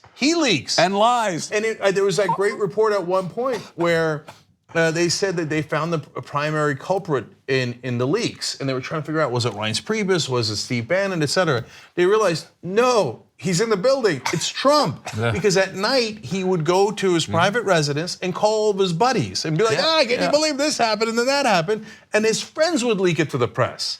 So if you had an inspector general report about Trump, they would say, he lacks candor and is leaking and then lying about leaking, right? So it's easy to smear McCabe and say, I can't believe he did a leak and I can't believe he lied about it. But remember, it's selective prosecution. They could do it to almost anyone in Washington, and they do it in this case to target McCabe because of the investigation, not because they're genuinely concerned. He leaked in a tweet a while ago. He leaks in his own tweets sometimes. Where That's right. I forget what it was, but he admitted to something. That was the one where then he said the lawyer had done. Remember he blamed his lawyer for sending the tweet? The one time they said he sent the tweet? That's right. I forget what the thing was specifically, but he leaked some information. It was something classified, I think. Yeah, or it was something he was admitting to something, and then someone was like, dude, you just admitted to doing whatever it was, I don't know, collusion or whatever. Yeah. And then he's like, oh, that was my lawyer did that. So there's one other thing that I want to mention, and it's kind of tied to all of this. The Russia investigation, Comey's memoir, all this negative press that Trump is getting at this very moment. It seems like everything's kind of coming together in the worst possible way for Trump, best possible way for people who don't like Trump. And so Fox wants to do Trump a favor, right? They want to give Trump some advice on how he can distract the American people from all this negative attention that he's been getting. And what you're about to watch right now is incredibly scary and destructive when you consider the fact that Trump watches Fox religiously, and he usually acts or reacts to whatever it is, whatever advice they give him on these various shows on Fox. So let's take a look at this video from Fox and Friends. Do you think this will be the #1 story? Oh, I have no doubt that Comey and now the $30,000 payoff to a doorman about a purported love child. If the president and France and the UK decide to strike Syria, don't you think that story would be a bigger story than Comey's book that's released on Tuesday? Geraldo, Geraldo didn't actually address her question. He kind of pivoted towards something a little different. But what I thought was interesting was that she made that suggestion. I mean, that is incredibly scary because Trump does listen to Fox, does watch it, and oftentimes does take whatever advice its hosts have. I mean, the idea of engaging or escalating war in Syria just so you can distract people from what's going on is terrifying. And I think it's feasible. I think it's something Trump would consider doing. I think even Geraldo, if you look in that clip, he was in his eyes, before he answered, I think he computed that Donald Trump is watching this. If I agree with her right now, that I'm kind of throwing myself under the bus. So you're absolutely right, that signal's being sent. Here's what's scary, the Constitutional Convention at one time, they debated perhaps having a triumvirate as president. I think we've got it now. And it's Steve Doocy and Ainsley Earhart and Brian Kilmeade. God save the Republic. Yes. So I totally agree with Maz. Geraldo clearly was like, oh my God, why did she say that? We're not supposed to say that out loud, right? So that's why he did the pivot. Watch this weekend. Right. And so, as I was saying earlier in the show, these allies of the president, the right-wing allies, are using Fox News as a switchboard to get to him. So here is Fox News saying, now, wouldn't it be a good idea if the president were to fire Rosenstein on Tuesday, or in this case, bomb Syria on Tuesday, right? So the firing the Rosenstein and the Mueller was Mark Meadows on an earlier clip. In this case, it's Ainsley Earhart saying, why don't you start a war, Mr. President? No, I'm terrified. I'm so scared that he is going to make the decision to, to escalate war in Syria, that, we're gonna send more troops there. I do not want to engage in war in Syria. And I just, if Fox News continues this talking point, I have no doubt that he's going to listen, because that's what he does. It's been a week. This is not Donald Trump's normal pace, right? To wait a week, to take his time, right? No, he waited, and he's waiting until that's the right timing to announce this attack on Syria. And I think either she heard it from him or he's going to hear it from her. Yeah, so Sunday, Comey's big interview is with ABC comes out. Tuesday is when the book comes out. So sometime right around that, the two things to look out for is Rosenstein getting fired, both because he wants to screw up the investigation and obstruct justice again, but also wants to use it as timing to detract from the Comey issue. And now, even worse, starting a war. And they're brazenly basically asking him to do it on national television. Starting a war, getting people killed, let alone all the other incredibly damaging things that happen in a war. Playing with people's lives to distract people from the political mess that Donald Trump is in. And the fact that Fox says that with no conscience at all. Like, hey, wouldn't it be a good idea to start a war? Like, people then wouldn't pay any attention to the Comey stuff, wouldn't it? I mean, just when you thought Fox News and this whole right-wing mess couldn't get any lower, they somehow find a way to get lower and go beyond the bottom of the barrel. There's a sociopathic mentality and a lack of sympathy and empathy for victims in the world. So to even suggest that idea of, hey, what about, because it's not a debate that they're having going, oh, there's these serious issues. Syria's a serious issue. What if what if a war were to happen in Syria? What do we how do we cover this? How it's not a constructive debate. It really was like all she had. The only thing missing from that clip was her going, winking and go. You know what I'm saying? Or how about saying, wag the dog? Wag the dog. It's a great movie. All right, we got to run. Everybody check out mazdrabani.com/live. And the book is From the Left, A Life in the Crossfire from Bill Press. We got a whole new power panel coming up for you guys. But Bill and Maz, thank you so much for joining us. Hey, so great to be here. A lot of fun. Thanks, guys. And everybody check out the Bill Press show as well. All right, we'll be right back.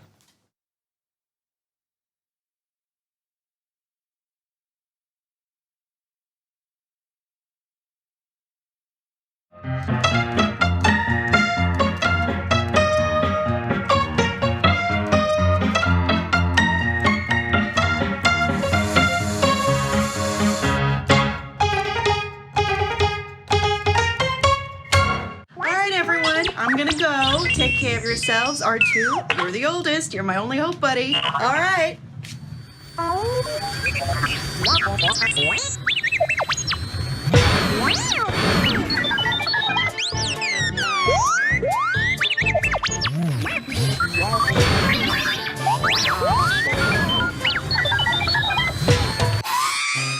Okay,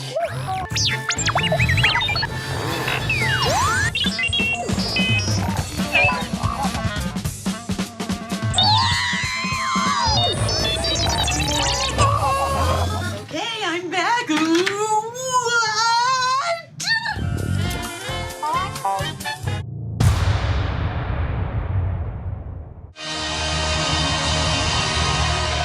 Welcome back, and thanks for watching. Special thanks to our guest, Hillary Clinton. Hey, Hillary, thanks for being our guest, and really, thanks for allowing me to be within 4 feet of you without charging me $3,000. But I want to give you a proper thank you, Hillary, and so can we get some thank you note writing music, please?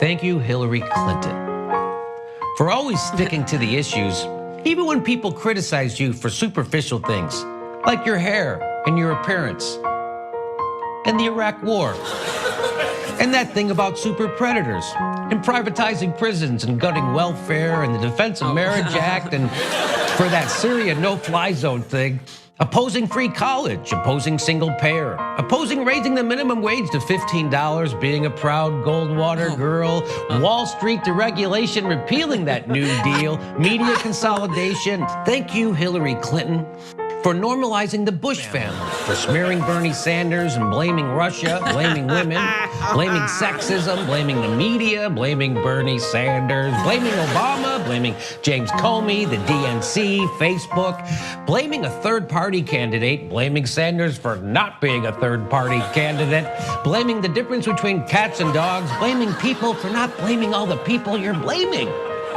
Blaming blame. You showed girls everywhere that politics isn't a popularity contest, mainly by being really, really unpopular. I mean, if politics were a popularity contest, we would have nominated someone who consistently pulled ahead of Donald Trump, like Bernie Sanders. Thank you, Hillary Clinton, for being the most experienced candidate ever at not standing up for anything. And thank you, Hillary Clinton, for standing up to the critics who said a woman couldn't run for president as a Democrat when she was really a Republican. Thank you, Hillary.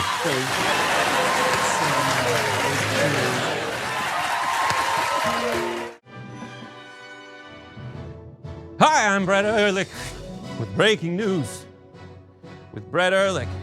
Before we do breaking news with Brett Ehrlich, I'd like to do some vocal warm-ups.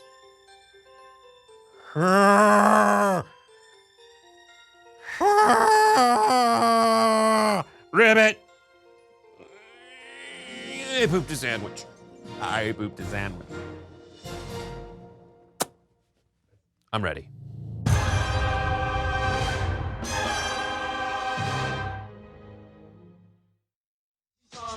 Your sticks and stones can't break through this armor. Jake Huger, the recruiter, remove your right-wing nonsense. We fighting with the Cougars, and yes, we don't die, we multiply. All right, drop it.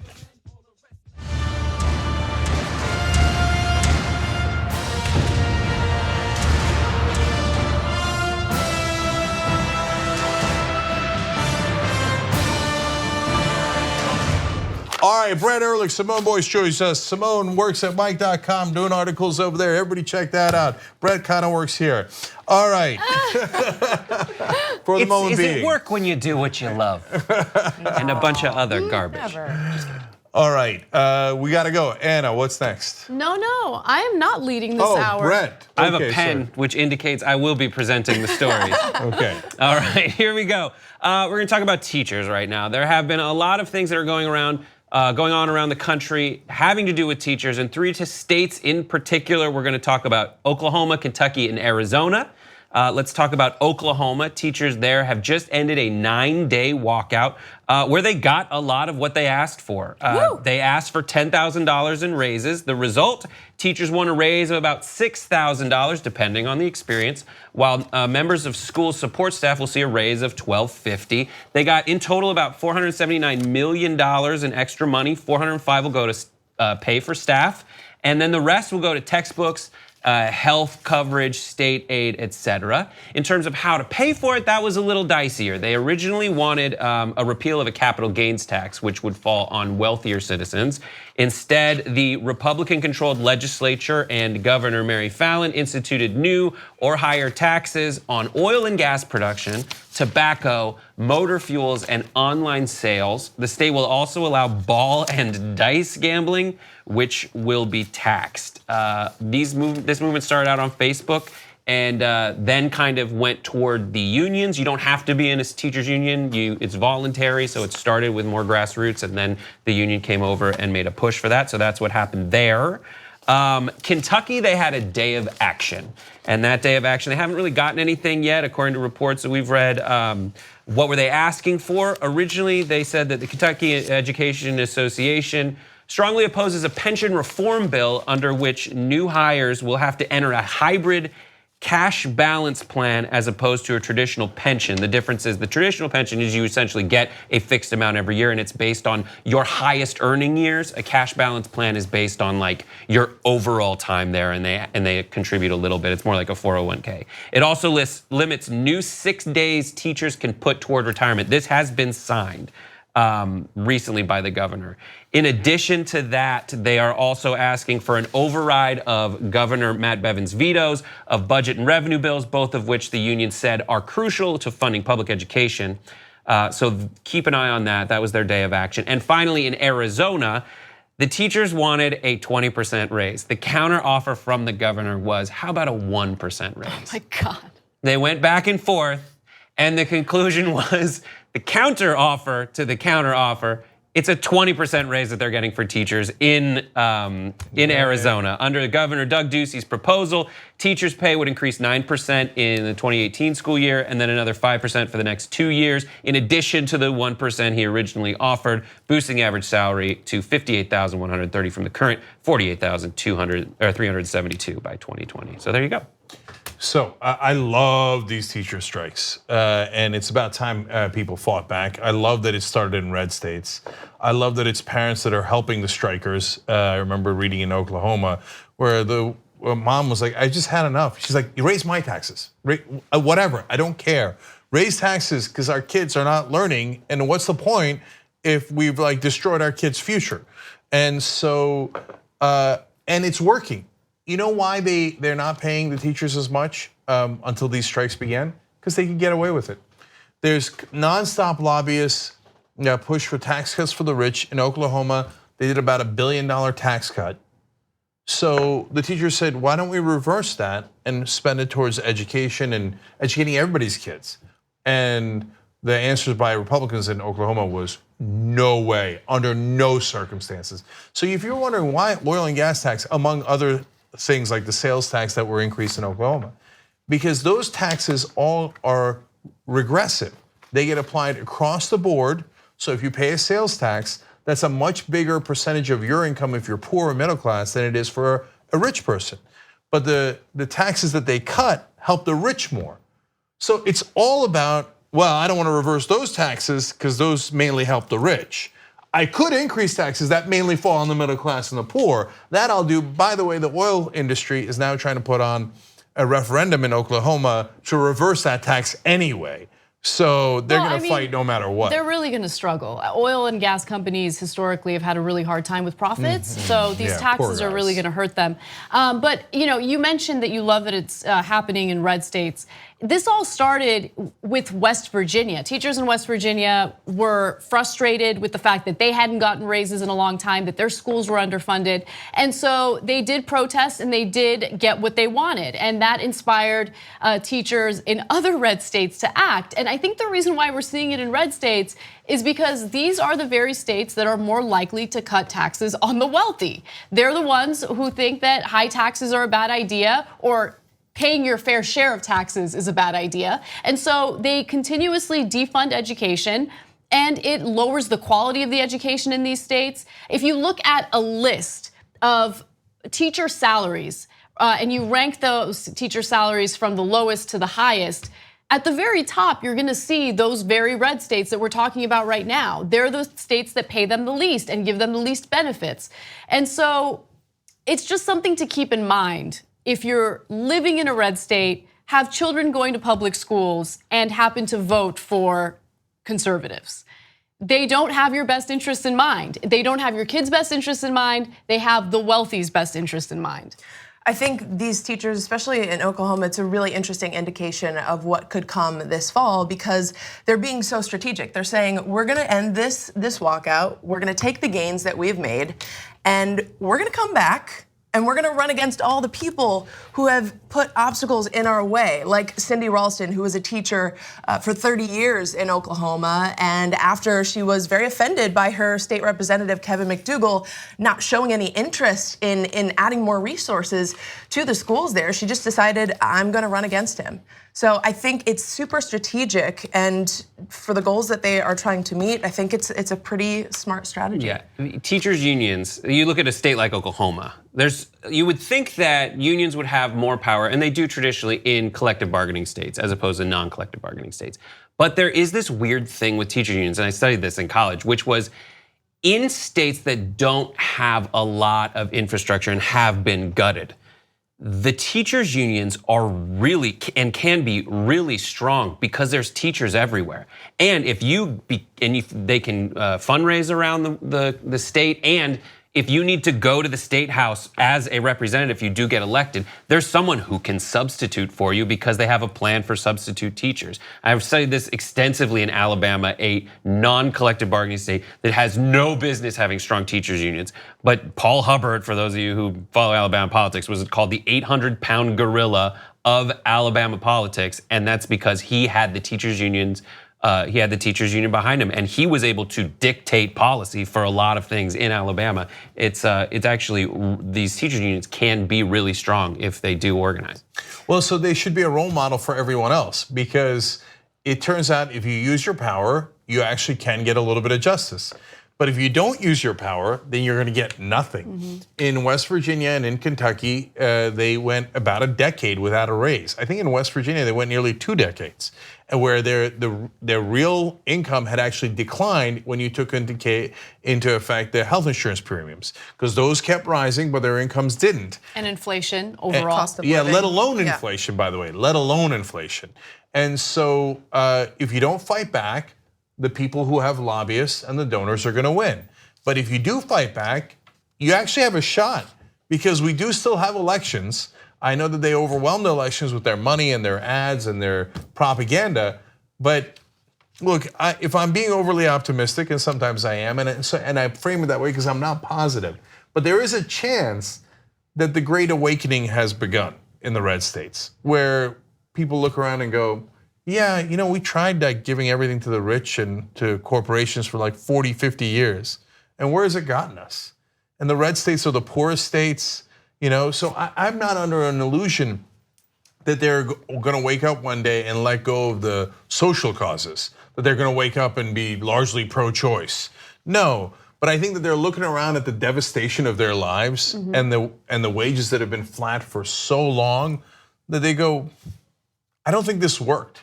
In a way, the Hillary Clinton-Donald Trump election was that, because they were so mad at the establishment, rightfully so.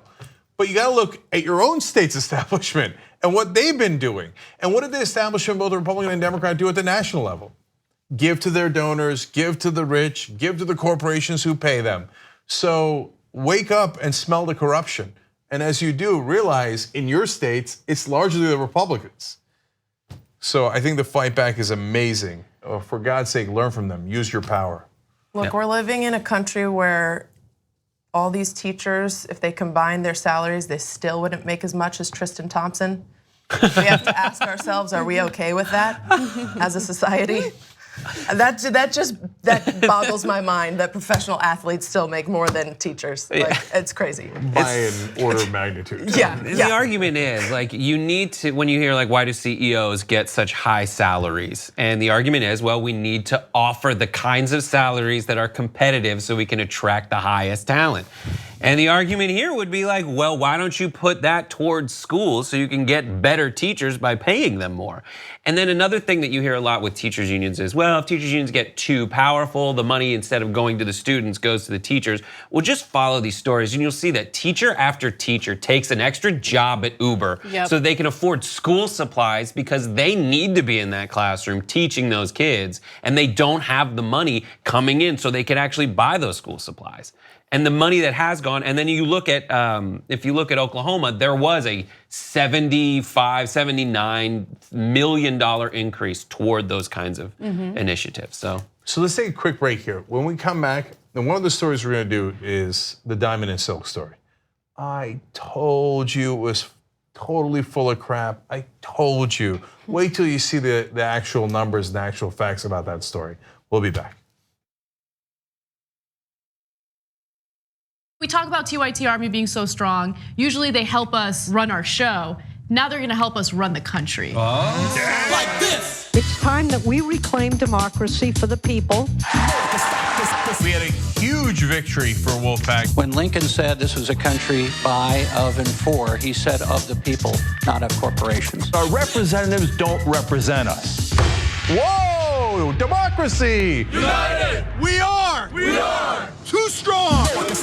There's thousands of volunteers and you could be among them. With Wolfpack, the mission is so clear. Money is killing our democracy. 96% of Americans want it. When you get the power back, oh, that feels good. This is just the beginning. Let's go get them, man. Up and at them. Knock, knock. We're coming for them! Wolf-pack.com. Patience. It's a virtue. They think you can put me in a box. But you can't stifle a revolution. Cenk Uygur, you started something, an idea. The truth and honesty matter above all else. And the people love you for it. And for a while, so did I. We could have stood united, a political force of reckoning upon our foes, the hypocrites, the phonies, the unjust. But you put me in this box. Cenk! No! You began without me. You began without me. But God as my witness, I will be the one to finish it.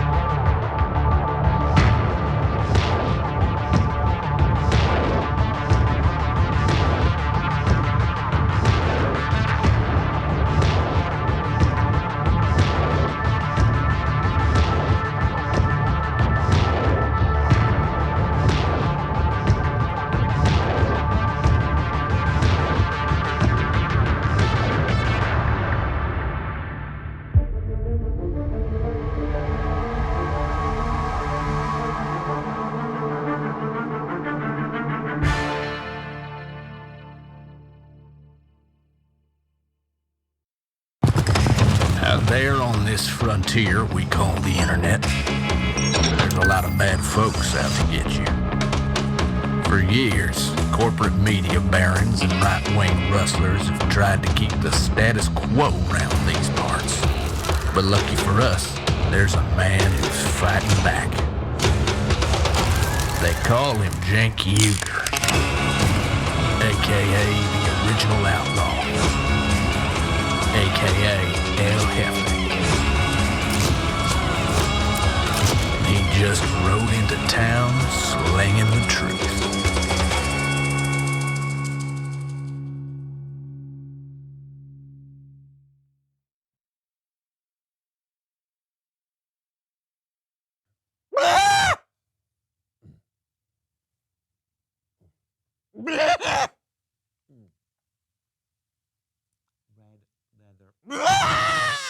Mayweather will knock out Pacquiao. Floyd beats his wife.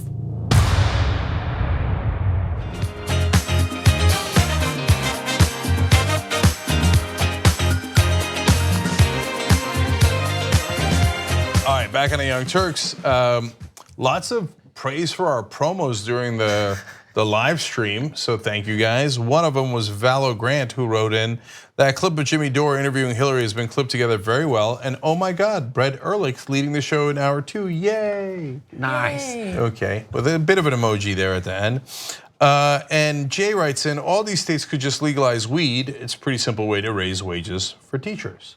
Well, that's a good idea. You'll get more taxes that way. Calm the kids down. Yeah, I wouldn't give it to the kids, but I hear you. I hear sorry, you, I Brett. misunderstood. Okay. And the members of the day are Todd Jagger and Lauren Siddles. The Jaggernaut also running for office in Texas now, was a huge part of Wolfpack for a long time. So thank you to all the members who participate in all the different ways.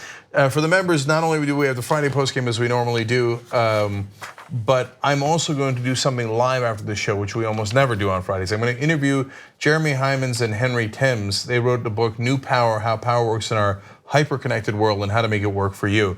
But that's a super interesting book about the old world and how it's top down, whereas now new power is bottom up. And so it has a lot of interesting political implications too. So if you're a member, you could watch it live at 8:15 Eastern. So to become a member, tytnetwork.com/join.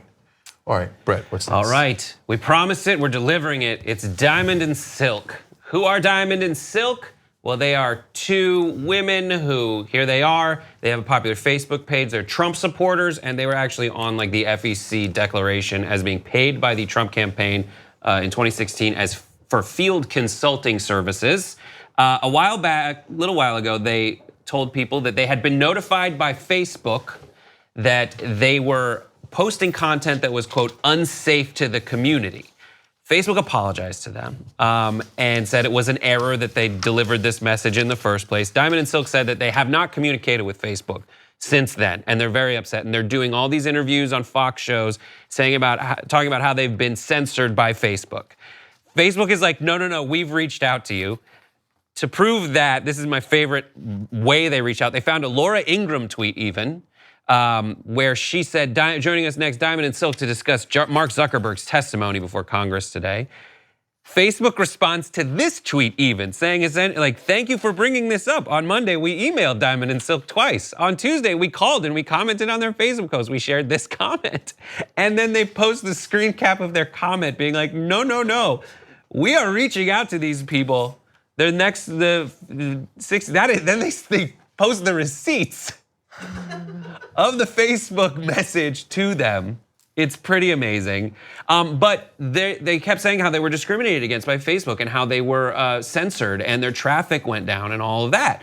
And it was mentioned, it was brought up in the Mark Zuckerberg testimony before Congress. Senator Ted Cruz, according to Think Progress, claimed that Facebook had blocked Trump supporters' Diamond and Silk's page with 1.2 million Facebook followers.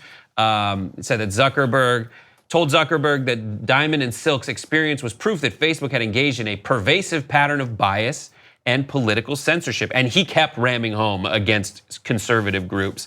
Other people did this. Joe Barton of Texas brought it up, Marsha Blackburn of Tennessee. This tweet shows that Billy Long, a congressman from Missouri, brought a photo of them, and there's Zuckerberg in the front, and he kept talking to them about that. Well, they said that they'd been discriminated against and censored, and Think Progress kind of did some digging into their traffic and found out that no, they have not been whatsoever. They say that Diamond and Silk's Facebook page had actually received more interactions in March 2018 than when they were supposedly being censored than in March 2017. Diamond and Silk received more interactions in January 2018 when they began complaining about censorship than in any month the previous year. There were some declines in some areas, but they paralleled the declines in pretty much everyone who was saying anything political whatsoever on Facebook. So there you have it. I'm really glad that he brought in the photo of Diamond and Silk, just not to get it confused with all the other Diamond and Silks out there. That's awesome. You know?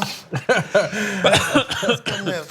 So let's break this down. There's only one part of this story, the original story, that was true, which is Facebook did send them a message saying that their content was unsafe.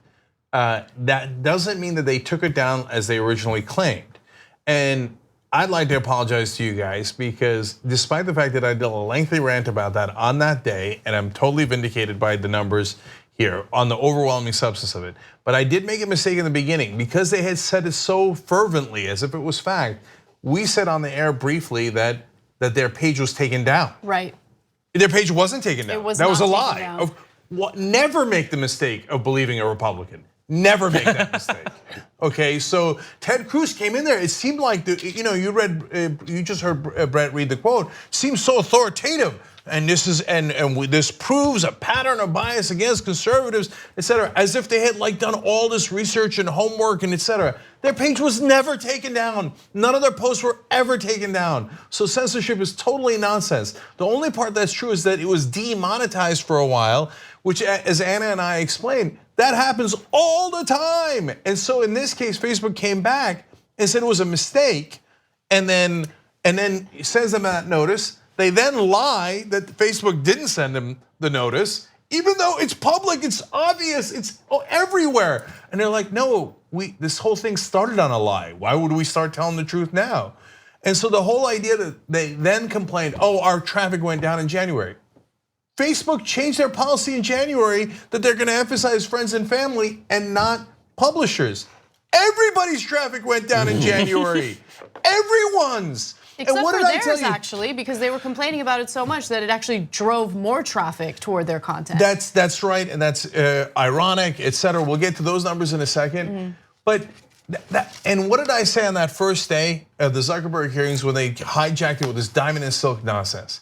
I said, you're eventually going to find out that not only is it not true that Facebook or any of these social media guys discriminate against conservatives, just like the IRS story where they're like, oh my God, the IRS is going after conservative groups. You'll find out at the end, just like in that IRS story, that they actually brought down liberal pages even more.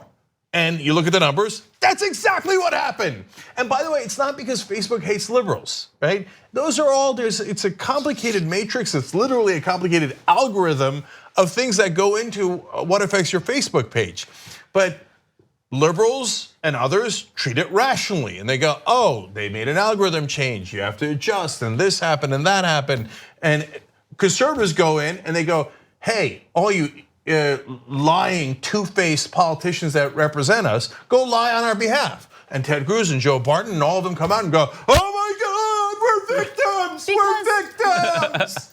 And what does Facebook do? They go, no, conservatives, how can we help you? How can we help you, conservatives?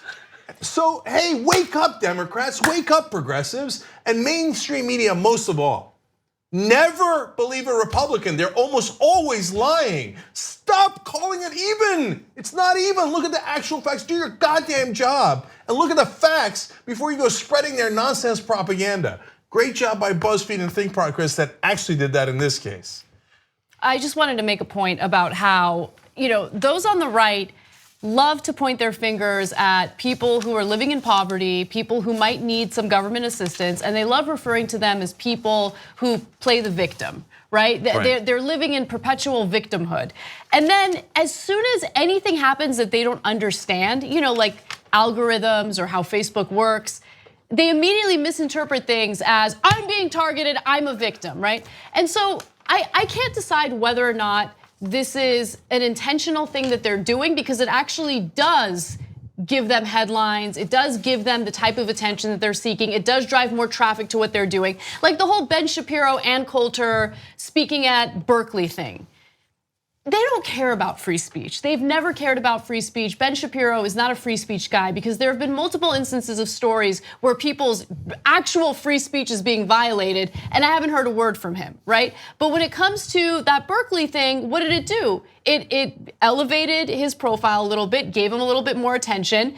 Ann Coulter noticed it, got a little jelly, did the same thing. And I'm seeing this happening with other members of the right. This whole diamond and silk thing, people on YouTube. conservatives specifically arguing that they're being, censored. You're not being censored, bro. And by the way, no one is entitled to monetization. No one is entitled to anything when it comes to these companies and the decisions that they make. No one. There's no constitutional protection that prevents you from being censored on any of these platforms. And by the way, there hasn't been any censorship at all. And they act like there's like a group of these left-leaning Facebook employees that are like, Diamond and Silk, we don't like them. No, it's an algorithm. People don't know how anything works anymore. And It drives me crazy. It does feel like I was like in a relationship and someone told me to like shave my beard, and like you had a long beard, and then the algorithm's like, shave your beard, and you shave your beard, and they're like, no, I liked your beard before, and you're like, well, I can't grow it back today. That's what it feels like, the back and forth of that. But yeah, a lot. As I said, like across the board, there were viewership cuts that happened on Facebook's platform. Yeah, so let me give you some examples of that. Like I said, in January, they make the big algorithm change. They tell you to shave your beard, okay, in Brett's analogy. And so Diamond and Silk's video views decline from 4.1 to 1.8 million. Now that's out of context. If you just give that, then they go, oh my God, we're the snowflakes, we got triggered, we need a safe space. We need a safe space book. But wait a minute. You look at Rachel Maddow's video views. By the way, you could do this for any organization, okay? Because in January they start de-emphasizing all publishers, okay? Rachel Maddow goes down much more dramatically, from 6 million video views to 1.2 million. So totally cut. Now, Think Progress even included us, and so they said, all right, let's look at well-known progressives. Rachel Maddow goes down.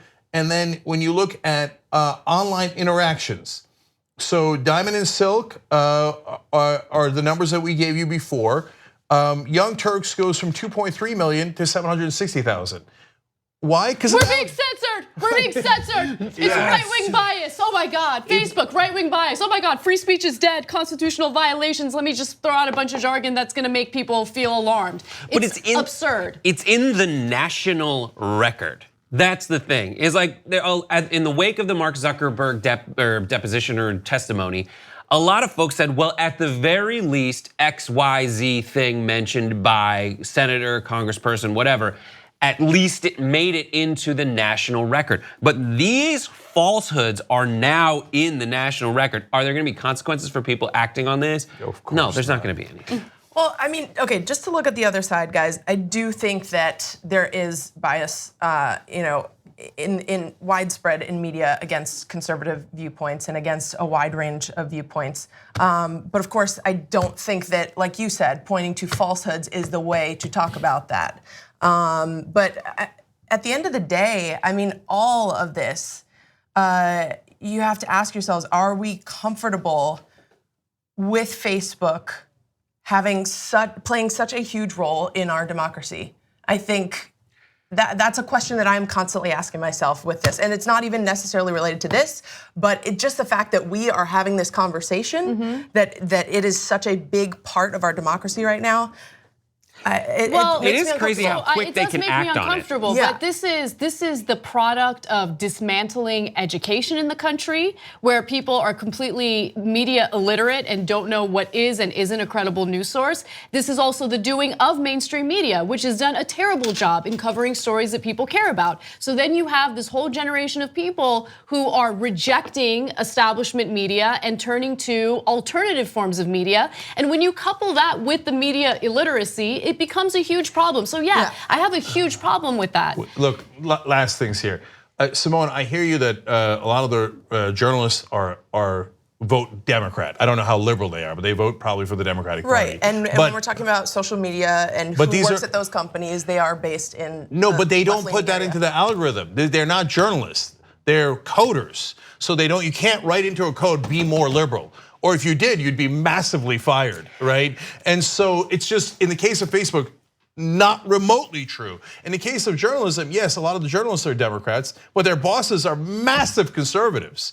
And they have an establishment bias. And if anything, they go out of their way to coddle conservatives and call everything even when it isn't goddamn even. But in a sense, even though they're not journalists, Facebook has become a media company that disseminates media. And when people right now are figuring out, okay, should I get rid of Facebook or should I keep it because all of this is very scary, they're talking about the fact that this is where I get my news from. This, for a lot of people, Facebook is their one news source. So and that I know is that scary. they entered, they got that job at Facebook, didn't think that obviously they didn't call themselves journalists, but I mean, it is becoming a media company. So let me give you the last data point here. So if there is any bias in the algorithm based on the actual numbers, it is definitely against the left and not against the right. Mike.com, where you write articles, left-leaning, their traffic went from, get a load of this, from 8.9 million to 475,000. That is insane. It's devastating. It's devastating.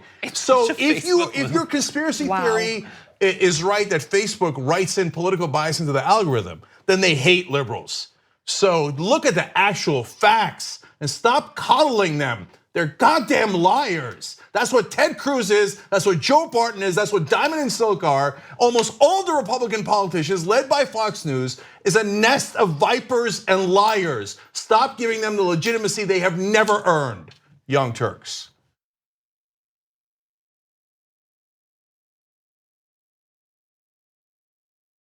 My name is Allison Hartson. I am a national director with Wolfpack. Pop on those 3D glasses, guys, because it's about to get crazy. The goal of Wolfpack is to get an amendment to the US Constitution that will allow us to have free and fair elections. It's not the only issue, but it's the first issue, and that's money in politics. The goal of Wolfpack is to get a representative democracy back in this country. The corruption issue affects every other issue. You name it. You can go down the list: education, the environment, the military, the economy. People at the top that are making the most money are the ones that are dictating all of the rules. That is the antithesis of a democracy. Wolfpack has the most intelligent, plausible way to get money out of politics. We have the logical plan. So what we're trying to do is to use the power that our forefathers gave us in the US Constitution through Article 5. Article 5 is a specific procedure set up in the Constitution to propose amendments to it. You have to work state by state. You need 34 states to make that happen. Vermont, California, Illinois, New Jersey, and Rhode Island, we've passed in those states so far. One of the hardest parts of my job is that I have to follow her. Give me a break. My name is Mike Manetta. I am a national director with Wolfpack. We have decided to move Wolfpack from defense to offense. We travel from state to state constantly. This year, she was gone from January 2nd until, I think, May, without ever going home once. So that's dedication. I get frustrated and want to quit every other week. No, I'm kidding. Kind of. There are definitely really tough moments, but the most amazing thing about it all is that we get through it together and we get stronger because of it, and we just keep each other going. Like Mike and I, when I'm down, he like pushes me forward, and when he's down, I push him forward, and we keep on going and work like a team like that.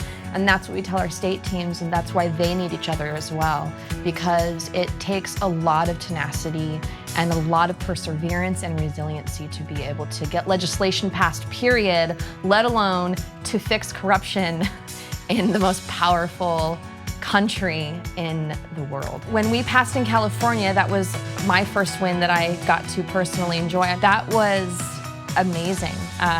I think I was hooked, officially hooked at that point. I was in Rhode Island when we passed. I was probably there every single day that week, just standing outside, holding up signs, waiting for legislators. 2 years of really, really hard work condensed into this one amazing moment of victory. To have those moments, it literally makes everything that we do so much more rewarding. If people are truly sick and tired of sitting by and watching what's happening to this country, and if people are truly sick and tired of just talking about it and tweeting about it and liking it and sharing it on Facebook, it's time to take action and get out on the streets and get involved and learn how to get involved even if you don't know how to. You cannot just complain from the sidelines in this day and age. There is too much going on. We need to do this now. There is no time to waste. Anybody who wants to get involved, is curious, is a little scared, but would like to know how to possibly start learning how to make this happen, should go to wolf-pac.com, wolf-pac.com, and sign up to volunteer. No experience necessary. The facts are on our side. The history is on our side. The public opinion is on our side, both on the policy and the procedure. We're going to find more success, and we will get this amendment. There's no other option for me.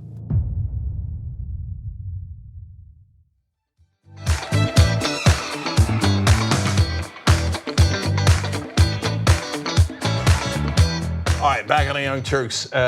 We just have time for Simone to make one more point. I know you wanted to about that last story. Yeah, no, I just want to be clear. I think that there is a war on truth, an assault on truth in this country, and I think that Facebook has been complicit in that. And that's what is disappointing to me. And I think that is what is harmful to our democracy. Yeah. I also think, look, I've said a lot of things about Facebook on both sides, and I think that they have a hard job. I think they have to now all of a sudden commandeer the whole world as they interact with one another. That is not easy. Now they're they're a $400 billion corporation, so don't shed too many tears. But we also should acknowledge, and something else that you were alluding to, Simone, is now the guys who code the algorithms are the biggest drivers of our culture. Yep. And that is a fascinating thing that almost no one talks about. And that drives our culture, and we never have a conversation about it. A group in rooms and Facebook and YouTube and Google make those decisions, and that's it. But we hear at the end, well, the AI is just not there yet, but it's almost there. And it's like, well, when's it getting here? Because a lot's happening in the meantime. Right. Yes, that's right. All right, we're out of time, guys. Have a great weekend, and we'll see you then. All right. Bye-bye.